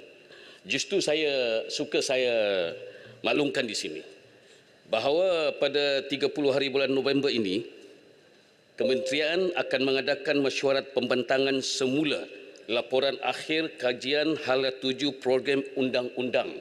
Dan atas cadangan Yang Berhormat tadi, saya akan minta kementerian untuk membincangkan dan meneliti perkara ini dan melibatkan juga pemegang taruh utama di Sabah seperti Sabah Law Society dan yang berkaitan juga lah yang lain-lain. Bagi tujuan soalan yang kedua mengenai cadangan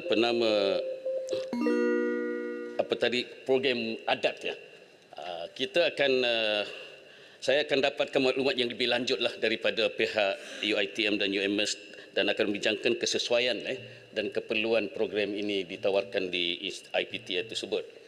Berhubung dengan pembinaan politeknik, seperti yang saya katakan awal tadi bahawa kita telah pun menyediakan peruntukan awal sebanyak 15 juta untuk tujuan peringkat awal ini, iaitu pengambilan lian tanah, tapak itu, keduanya ialah kerja-kerja awal itu.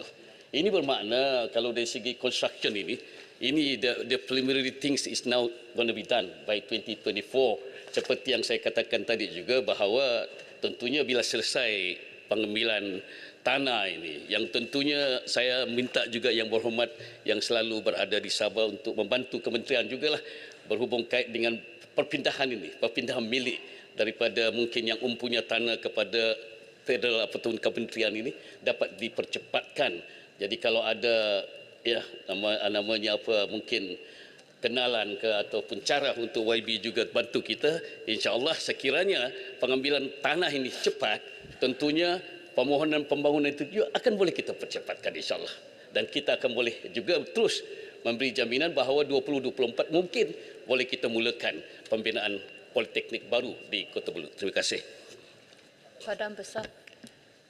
Assalamualaikum warahmatullahi wabarakatuh. Terima kasih Puan Yang di-Pertua, Yang Berhormat Timbalan Menteri. Merujuk kepada politeknik tadi, politeknik sekarang ini dah menjadi satu antara yang menjadi pilihan lepasan SPM berdasarkan kepada kursus yang ditawarkan sesuai dengan teknologi sekarang dan juga keperluan untuk kerjaya sekarang. Adakah kerajaan bersedia untuk meliberalisasikan pendidikan TVET melalui memberi kuasa autonomi penuh kepada politeknik? Sekian. Assalamualaikum. Terima kasih Yang Dipertua, terima kasih Yang Berhormat Padang Besar. Padang Besar. Padang Besar. Padang Besar. Sorry. Soalan autonomi. Autonomi ini mungkin kita melihatlah perbezaan dia ya. Contoh, mungkin kita nampak kenapa IPTA contohnya ada kuasa. Dia adalah sebuah universiti yang ada sendiri akta yang diberikan untuk membolehkan mereka ada autonomi ataupun kuasa untuk membuat sesuatu keputusan. Politeknik berada di bawah sebuah jabatan yang dipanggil Jabatan Politeknik dan Community College di bawah Kementerian Pendidikan. Tentunya sebagai sebuah jabatan ini dia terikat pada perundangan kementerian itu ataupun peraturan-peraturan yang ada. Makanya kita tidaklah boleh menyatakan pendirian kita setakat ini bagaimana. Ada kemungkinan kita akan bagi autonomi, tetapi sebagai sebuah jabatan tentunya dia mengikut kepada apa yang ada, sedia ada ke apa kaedah-kaedah dan cara kita mengurus takbir politeknik. Terima kasih. Saya jemput Kapten Datuk Dr. Jukaperi bin Hanapi, Tanjung Karang. Assalamualaikum dan salam sejahtera. Terima kasih Tuan Yang Dipertua dan Yang Berhormat Menteri. Izinkan Tanjung Karang memulakannya dengan serangkap pantun Pak Kerat. Pergi memancing, naik sampan, singgah di ANW, terjumpa Agus dan Wahab. Soalan Tanjung Karang nombor 8. Mohon Wabi Menteri bantu menjawab. Terima kasih. Ya, terima kasih kepada Tanjung Karang. Terlebih dahulu, saya ingin mengalu-alukan kedatangan warga-warga dari Pusat Khidmat Alor Gajah dan Hang Dua Jaya datang ke Parlimen. Dan untuk maklumat ahli yang berhormat, industri padi dan beras sentiasa mendapat perhatian Kementerian Pertanian dan Keterjaminan Makanan KPKM kerana industri ini merupakan pengeluaran utama makanan ruji rakyat Malaysia. Justru itu, 7 tahun kerajaan akan memberi peruntukan untuk pembangunan infrastruktur dan pemberian input pertanian agar hasil dan produktiviti dapat ditingkatkan. Bagi memperkasakan lagi penanaman padi dan meningkatkan hasil padi di kawasan Tanjung Karang, berikut adalah plan dan tindakan yang telah diambil oleh KPKM seperti berikut. Pertama, menaik taraf skim-skim pengairan di kawasan Jelapang Padi, AIDA, Barat Laut Selangor yang telah dimulakan dengan kawasan di Sawah Sempatan iaitu separuh balong di kawasan tersebut telah dinaik taraf TAS 1 ke TAS 6 pada tahun 2006 dan kini sedang dalam peringkat reka bentuk dan proses pengambilan tanah untuk menaik taraf separuh lagi balong yang masih belum dinaik taraf TAS 7 ke TAS 12. Kedua, melaksanakan 3 projek menaik taraf sistem pengairan di kawasan pembangunan pertanian bersepatu AITA Barat Laut Selangor yang telah diluluskan dan salah satunya terletak dalam kawasan Parlimen Tanjung Karang iaitu projek menaik taraf struktur tali air palong dan sistem saluran pertanian di skim pengairan Barat Laut Selangor dengan kos sebanyak 12.9 juta ringgit Malaysia dan kini dalam proses reka bentuk dan pengambilan dana. Projek ini melibatkan kawasan Sawah Sempatan daerah Kuala Selangor. Ketiga, meneruskan penyelidikan dan pembangunan R&D bagi menghasilkan benih padi sah yang berkualiti tinggi dan rintang terhadap penyakit serta berhasil tinggi. Langkah ini sekaligus dapat meningkatkan pengeluaran padi negara. Dan keempat, memperkemas pembekalan dan pengedaran input pertanian seperti baja dan racun. KPKM melalui pertubuhan belakang kawasan PPK akan memastikan input-input pertanian ini sampai kepada pesawat tepat pada masanya tanpa sebarang kelewatan dan ketidakcukupan. Sekian, terima kasih. Tanjung Karang. Terima kasih Yang Berhormat Menteri. Program agrotourism telah mendapat tempat di hati masyarakat tempatan dan juga antarabangsa. Mengikut Ketua Pengarah Kementerian Pelancongan bagi tahun 2023 dijangkakan sebanyak hampir 18.1 juta pelancong akan masuk ke negara dan ia melebihi sasaran 16.1. Dan antara kawasan yang akan menjadi tumpuan melawat dalam negara adalah seperti Muzium Padi di Sekinchan, terutama dari pelancong Taiwan, Jerman, Hong Kong, Korea. Manakala yang lainnya termasuk tarikan seperti package homestay, permainan all-terrain vehicle dan lain-lain. Soalan saya, Adakah pihak kerajaan ada membuat sebarang perancangan khususnya di peringkat KPKM dalam membantu melestarikan industri pelancongan di kawasan penanam padi, terutamanya di kawasan Tanjung Karang?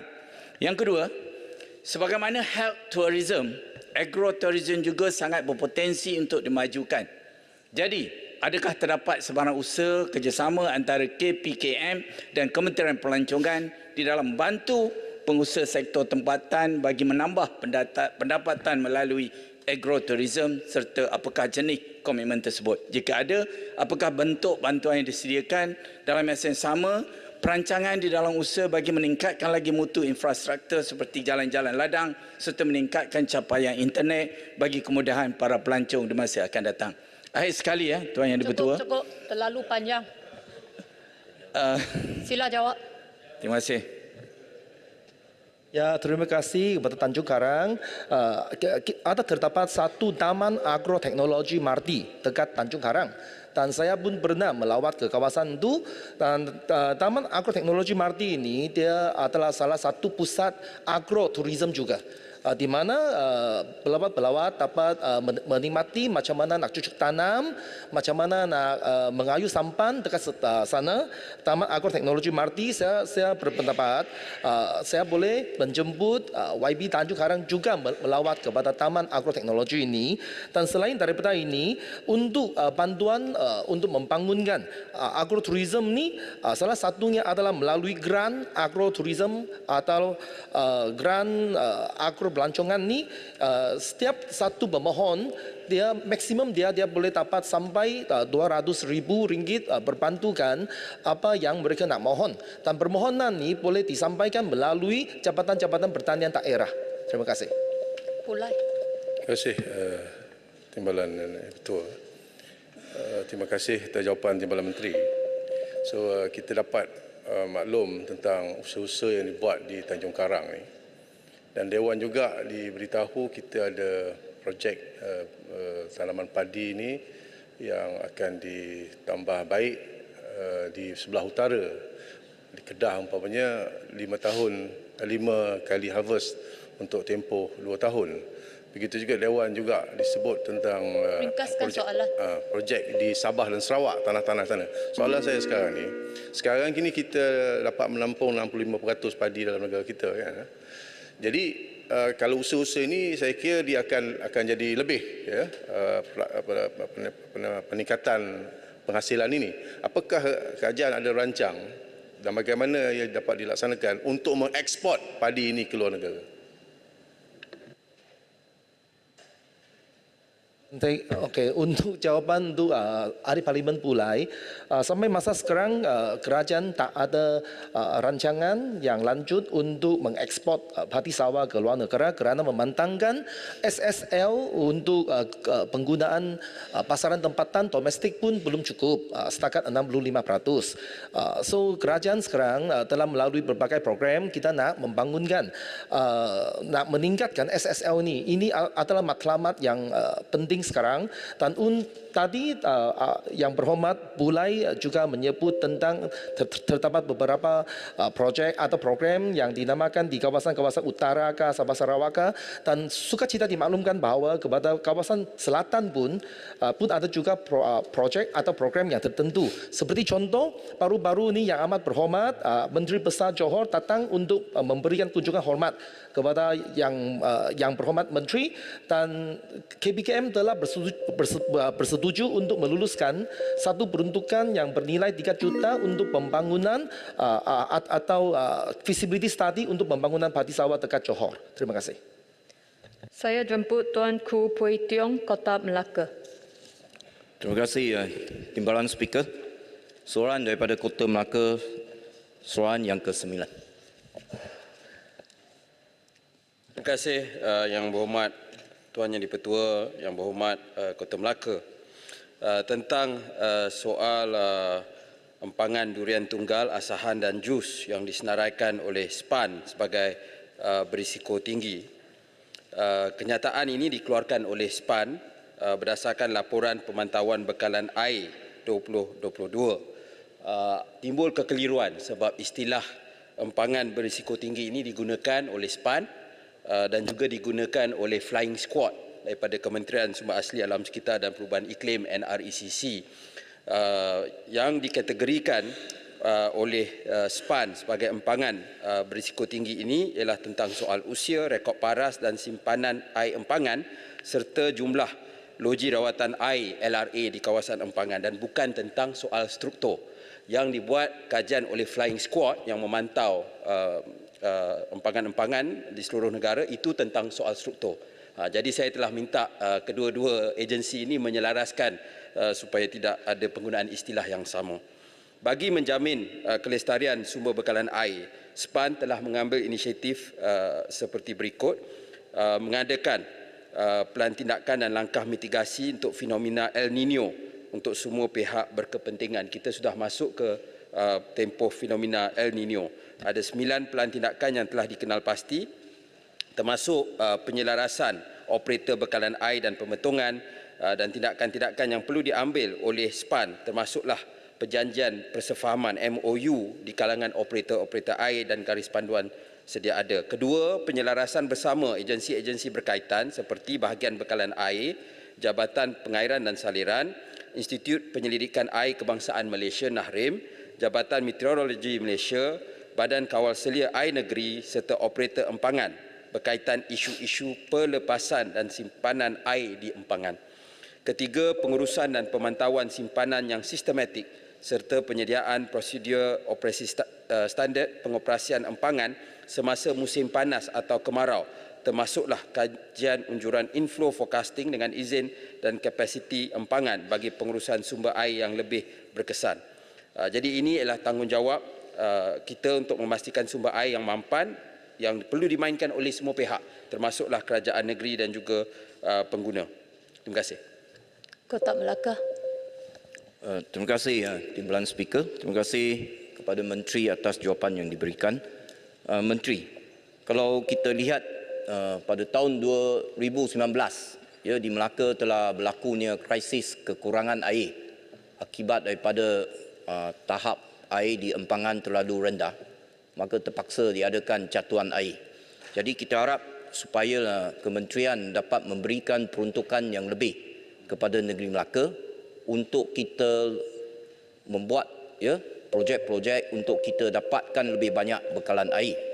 Dan selain daripada kita bina atau kita mempertahankan empangan yang ada ini, satu faktor yang menyebabkan kita menghadapi kekurangan air krisis ini barangkali ialah kerana faktor non-revenue water, di mana di Melaka ini lebih kurang 34% non-revenue water, dan dia menyebabkan kerugian hampir 80 juta satu tahun. Dan salah satu sebab kenapa Melaka menghadapi masalah ini ialah kerana pipe yang sedia ada itu dah lama. Pipe AV iaitu pipe simen dah lebih 40 tahun, sedangkan hayat mereka hanya 25 tahun. Jadi pihak kerajaan Melaka ada meminta supaya dapat peruntukan daripada kerajaan persekutuan sebanyak 700 juta untuk mereka menggantikan dengan pipe yang baru sepanjang 1,700 km.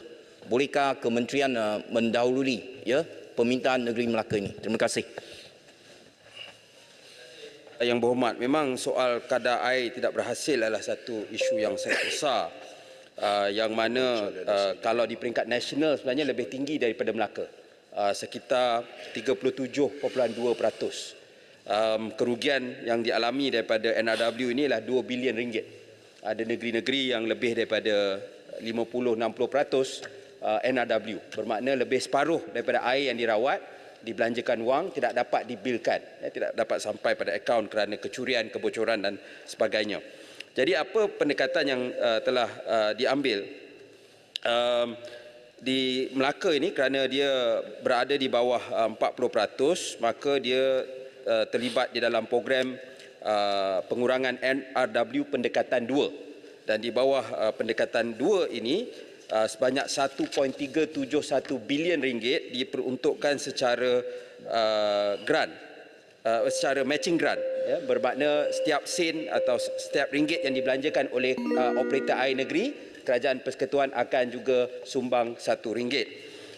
Dan operator air di negeri Melaka boleh melaksanakan program NRW dan mendapat imbuhan balik sebanyak 50% atau 75% daripada jumlah peruntukan yang telah dibelanjakan sekiranya sasaran NRW dicapai. Berdasarkan pelan cadangan yang telah dikemukakan kepada SPAN, Syarikat Air Melaka bercadang untuk melaksanakan program NRW secara holistik bagi mencapai sasaran NRW 34% tahun 2025 dan anggaran kos berjumlah 111 juta ringgit. Buat masa ini ialah 35.2%. Antara kajian kita juga ialah sebelum ini dia kena tunggu dulu operator air ini pertama keluarkan duang, dan kedua kalau katakan sasaran dia pengurangan dia 2% atau 4% tetapi tak capai baru 1.5%, maka kerajaan tidak akan bagi grant sepadan. Kita telah ubah supaya walaupun dia bawah daripada sasaran, kalau tak sasaran 4% dia dapat kurangkan 3%, kita akan bagi matching grant untuk 3%. Sebab kalau tidak adil. Kita tahu NRW bukan perkara yang mudah. Sebab orang-orang politik ni dia suka buat loji rawatan air, dia tak suka baiki pipe.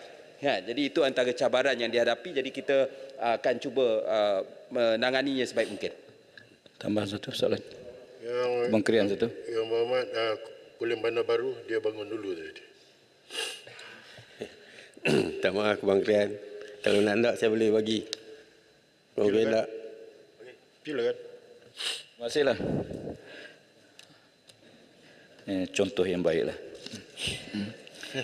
Terima kasih pada jawapan Menteri tadi. Saya meneliti sebab pendekatan dua ni sebenarnya satu pendekatan yang tidak banyak negeri yang capai. Walaupun kerajaan memperuntukkan jumlah yang besar 1.37 untuk matching grant, tetapi saya melihat setelah meneliti beberapa kaedah yang dilakukan dalam pendekatan dua, sehingga kini mungkin hanya 1-2 negeri yang dapat manfaat daripada matching grant. Apakah kerajaan tidak bercadang untuk mengubah? Saya menyambut baik apa yang telah dibuat tadi, tapi kita perlu satu pendekatan yang lebih mesra kepada operator air. Sebab pendekatan dua ni saya rasa perlu ditukar kepada satu pendekatan lebih holistik supaya operator-operator air negeri yang kritikal ni dapat kita bantu. Terima kasih. Yang Berhormat Menteri. Ya, sememangnya kalau negeri-negeri yang berdepan dengan NRW melebihi 40%, itu dia dapat grant secara teruslah daripada Kerajaan Persekutuan.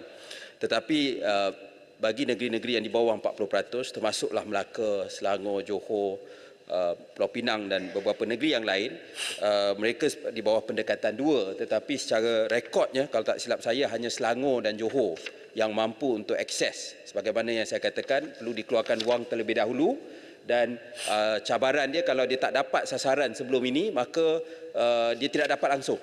Yang maknanya dia dah keluar 200 juta, dia belanja dulu dengan harapan dapat lagi 200 juta daripada Kerajaan Persekutuan, tetapi dia tidak berjaya, maka mereka habis begitu saja wang yang dibelanjakan. Jadi atas dasar itu kita mempermudahkan akses kepada dana ini supaya bukan hanya Selangor dan Johor. Selangor Johor ni NRW dia bawah 28%. Itu antara yang terbaiklah di negara kita. Tetapi bagi negara-negara lain, negeri-negeri lain yang mungkin sektor industri dan komersial mereka tidak besar, maka mereka punya hasil daripada air tidak banyak, maka kita perlu ada pendekatan yang berbeza, dan saya setuju bahawa pendekatan sebelum ini tidak ada beberapa cabaran, dan kita dalam usaha kita mengatasinya sekarang, termasuk apa yang kita telah ambil, tapi mungkin kita kena kaji lagi, mungkin untuk RMK yang akan datang untuk pendekatan yang lebih positif untuk mengatasi masalah NRW. Yang Berhormat, sekarang tamatlah sesi untuk waktu pertanyaan-pertanyaan jawapan lisan pada hari ini. Terima kasih Yang Berhormat.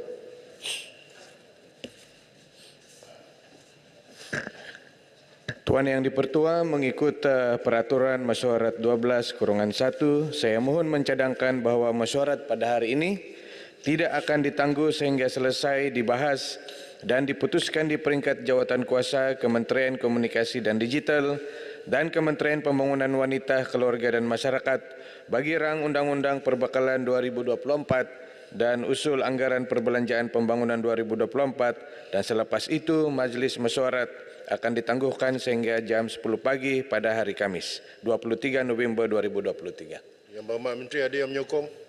Saya menyokong. Baik. Ahli-ahli yang berhormat, sekarang saya kemukakan masalah kepada majlis untuk diputuskan. Masalahnya ialah usul seperti dinyatakan oleh Menteri sebentar tadi. Ahli-ahli yang bersetuju katakan bersetuju. Yang tidak katakan tidak. Lebih suara bersetuju, usul disetujukan.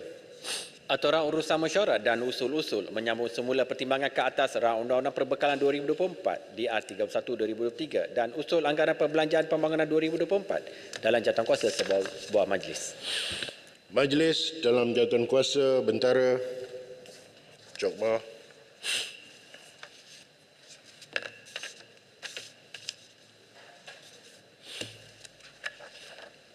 Terima kasih bentara.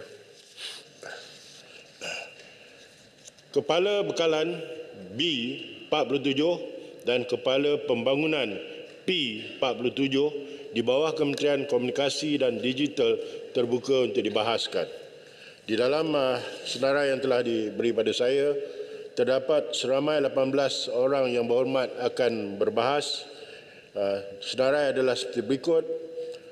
Yang akan memulai perbahasan adalah Yang Berhormat Bakri, Yang Berhormat Tasik Gelugu, Yang Berhormat Lebaran, Yang Berhormat Pasir Mas, Yang Berhormat Ledang, Yang Berhormat Arau, Yang Berhormat Puncak Borneo, Yang Berhormat Pasir Putih, Yang Berhormat Julau, Yang Berhormat Merbuk, Yang Berhormat Bangi, Yang Berhormat Kuala Kerai, Yang Berhormat Segamat, Yang Berhormat Parit Bunta, Yang Berhormat Mas Gading, Yang Berhormat Tumpat, Yang Berhormat Pasir Gudang, akhirnya Yang Berhormat Keningau. Dimulakan dengan menjemput Yang Berhormat Bakri untuk memulakan perbahasan. Disilakan Yang Berhormat Bakri. Terima kasih Yang Berhormat Datuk Pengerusi. Saya ingin membincangkan butiran 020300 komunikasi strategik sebanyak ringgit Malaysia 7.86 juta bersekali dengan butiran 0.20500 pembangunan kandungan sebanyak ringgit Malaysia 4.7 juta ringgit Malaysia.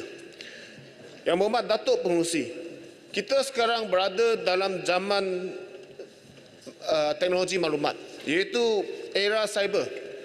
Pelbagai cabaran baru yang terpaksa kita hadapi sekarang, termasuklah isu-isu gangguan dan buli cyber, isu-isu penipuan, penulaan berita palsu dan pelbagai lagi cabaran-cabaran yang lain.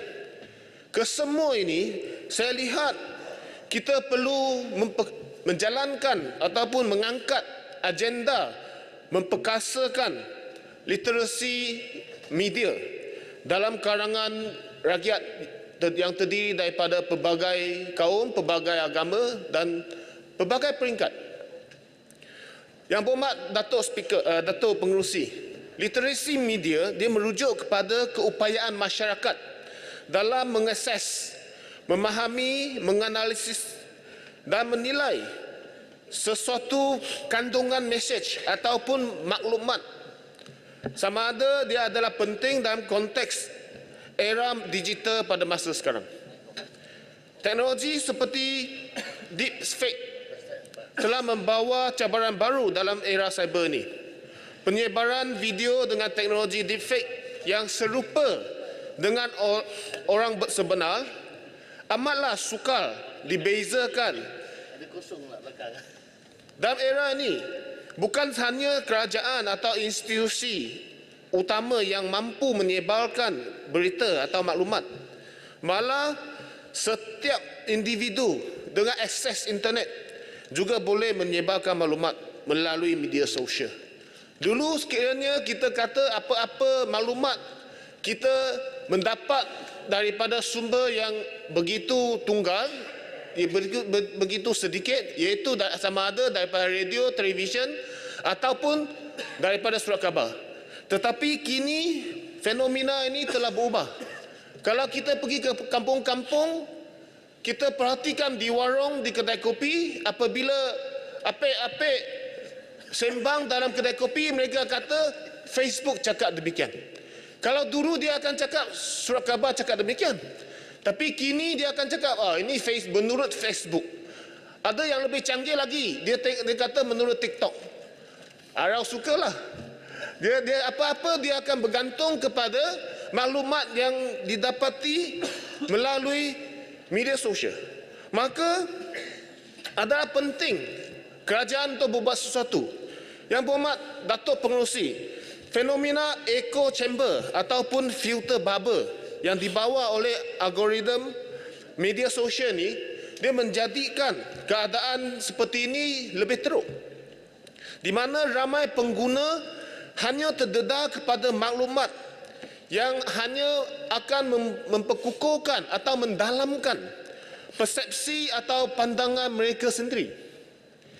Ini telah mencipta satu keadaan di mana fakta dan logik seringkali akan diketepikan, akan diabaikan, dan dia hanya menjadikan media sosial sebagai satu pembesar suara untuk menyebarkan segala maklumat, sama ada palsu ataupun benar. Yang lebih teruk lagi, unsur-unsur yang mengandungi unsur-unsur kebencian, kepalsuan juga akan tersebar melalui media sosial. Dan perkara ini seringkali diperalatkan oleh golongan-golongan yang tidak bertanggungjawab untuk menyebarkan maklumat palsu, sehinggalah mungkin satu hari nanti kopi peng akan menjadi ciptaan cimpeng. Itu sangat bahaya.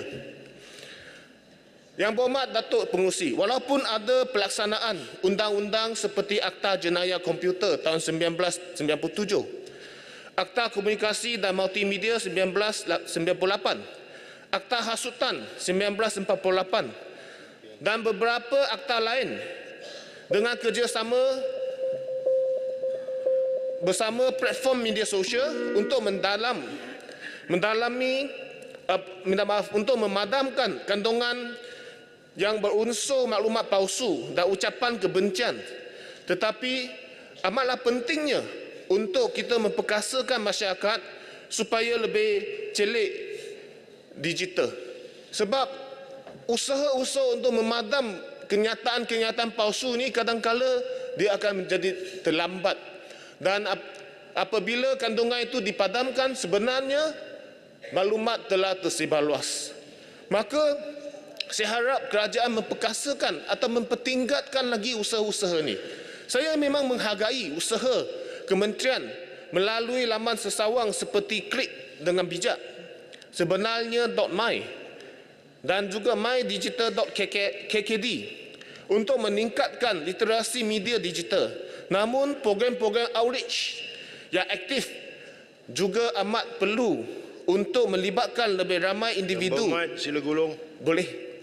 Terutamanya remaja dan orang tua, supaya masyarakat kita lebih faham dan lebih celik digital.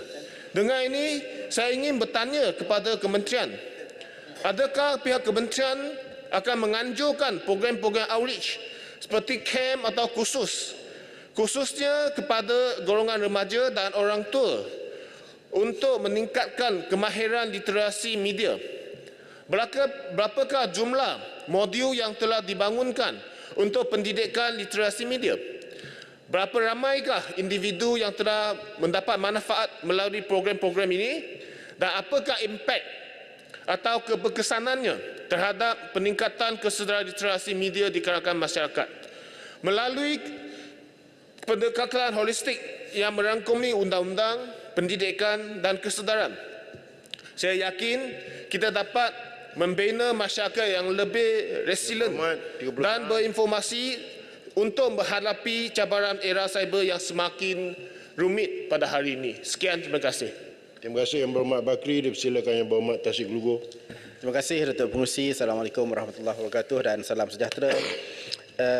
Saya akan menyentuh semuanya dalam hal bekalan perkara B. Jadi yang pertama sekali ialah mengenai 050100, iaitu peruntukan untuk komuniti Malaysia Madani sebanyak 18.78 juta ringgit.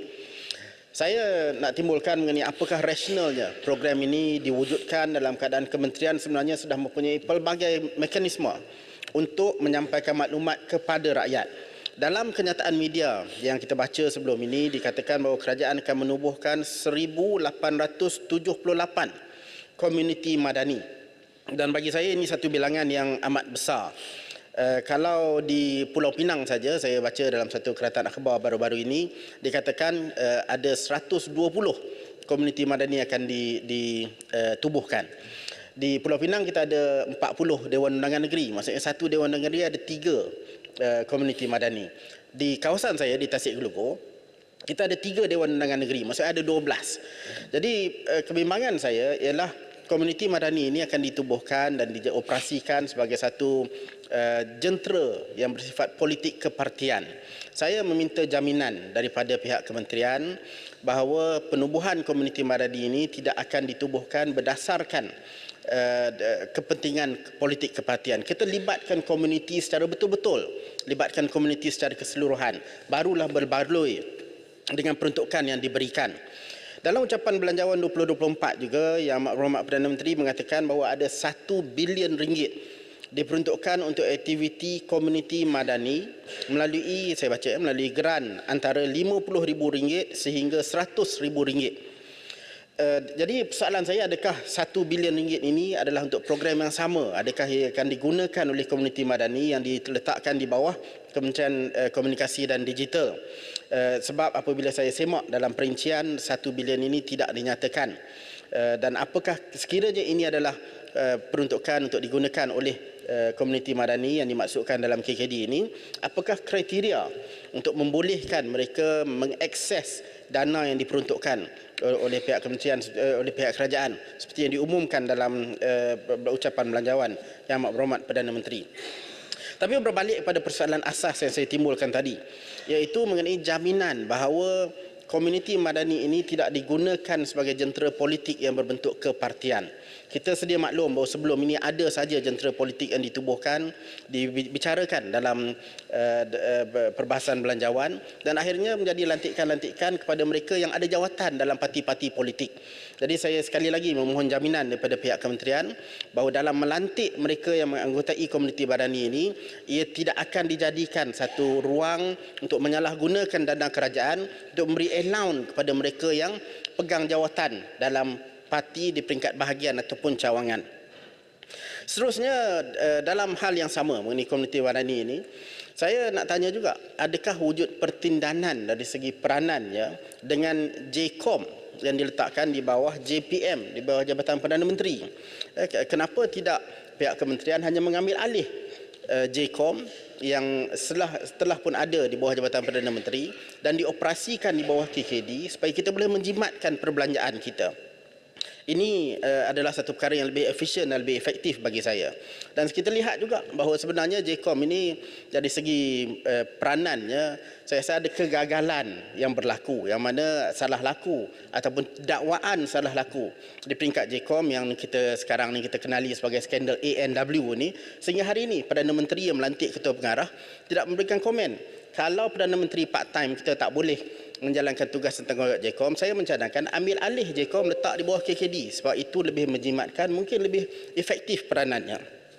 Dan 55 saat yang akhir ini Datuk Pengerusi, saya nak gunakan untuk bercakap mengenai satu peranan yang saya nak cadangkan pihak kementerian gunakan dana yang ada, iaitu peranan untuk menjalankan pendidikan awam. Saya tak pasti sebenarnya nak letak di bawah kepala mana, tapi saya rasa mungkin di bawah 020600 penerangan dan 020700 penyiaran. Ia boleh digunakan untuk tugasan pendidikan awam kepada rakyat. Ada banyak contoh lah, tapi saya nak bawa contoh yang ada kena-mengena dengan kawasan saya. Untuk 4-5 bulan kebelakangan ini, saya banyak betul berhadapan dengan pembeli-pembeli rumah di dua kawasan perumahan mampu milik di kawasan saya, yang mana mereka beli rumah mampu milik ini dengan harapan supaya dia jadi tempat yang selesa untuk mereka tinggal. Tapi malangnya kualiti pembinaan rumah itu amat menyedihkan, dibina oleh satu syarikat yang besar namanya Sintex Berhad. Apabila mereka menghadapi masalah dengan pemaju perumahan, dia tak tahu nak pergi ke mana. Sedangkan sebenarnya dalam kerajaan kita ada tribunal perumahan, kita ada jabatan perumahan, kita ada macam-macam sebenarnya agensi-agensi yang boleh membantu mereka. Tapi mungkin akibat daripada kekurangan pendidikan awam mengenai khidmat-khidmat yang kita sedia ada dalam kerajaan, maka pembeli-pembeli ini tidak maklum ke mana mereka boleh pergi. Jadi saya nak mencadangkan, saya nak merayu kepada pihak kementerian, gunakan peruntukan yang ada dari bawah kepala yang saya cadangkan tadi untuk menjalankan peranan public education supaya semua yang disediakan oleh kerajaan, dan ini kita merentas kepentingan parti politik, semua yang disediakan oleh kerajaan dalam konteks ini ialah mengenai pembeli rumah dan apa yang mereka boleh akses bantuan-bantuan daripada kerajaan untuk membela nasib mereka dapat dibela secara keseluruhannya, dan rakyat faham dan maklum bahawa ada agensi-agensi boleh membantu mereka yang disediakan oleh pihak kerajaan. Masa pun tak ada. Terima kasih Datuk Pengerusi. Terima kasih Yang Berhormat Saksi Gelugur. Berikutnya dipersilakan Yang Berhormat Lebaran. Terima kasih Datuk Pengerusi atas kesempatan yang diberikan kepada saya untuk turut serta dalam mengambil bahagian dalam perbahasan peringkat jawatankuasa Kementerian Komunikasi dan Digital. Datuk Pengerusi, melalui butiran 02-500 pembangunan kandungan,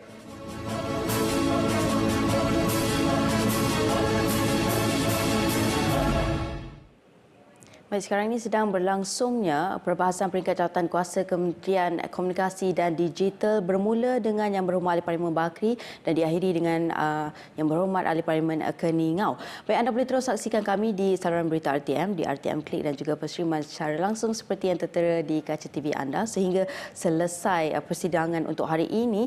Dan menurut aturan urusan mesyuarat berdasarkan pertanyaan jawab lisan bagi soalan pertama yang dikemukakan oleh Yang Berhormat Ahli Parlimen Gopeng meminta Menteri Sumber Asli Alam Sekitar dan Perubahan Iklim menyatakan perancangan kementerian dalam memastikan industri pelombongan NRREE tanpa meninggalkan kesan terhadap kelestarian alam sekitar dan juga impak sosial kepada penduduk. Jawapan bagi persoalan tersebut, Yang Berhormat Menteri Sumber Asli Alam Sekitar dan Perubahan Iklim menyatakan kementerian telah pun membangunkan SOP perlombongan NRREE di Malaysia bagi mengawal selia aktiviti pelombongan mineral, dan SOP tersebut telah pun menyediakan prosedur yang teratur bagi aktiviti di peringkat perlombongan semasa dan juga pasca perlombongan.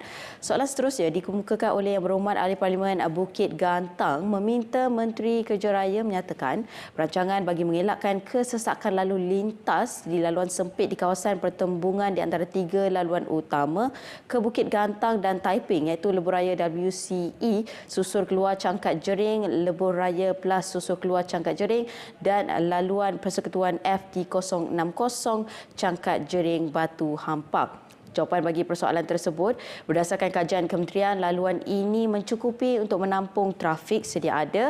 Kementerian akan terus melaksanakan kajian trafik tahun ini dengan izin interchange Lebuh-Raya WCE siap pembinaannya pada tahun 2024.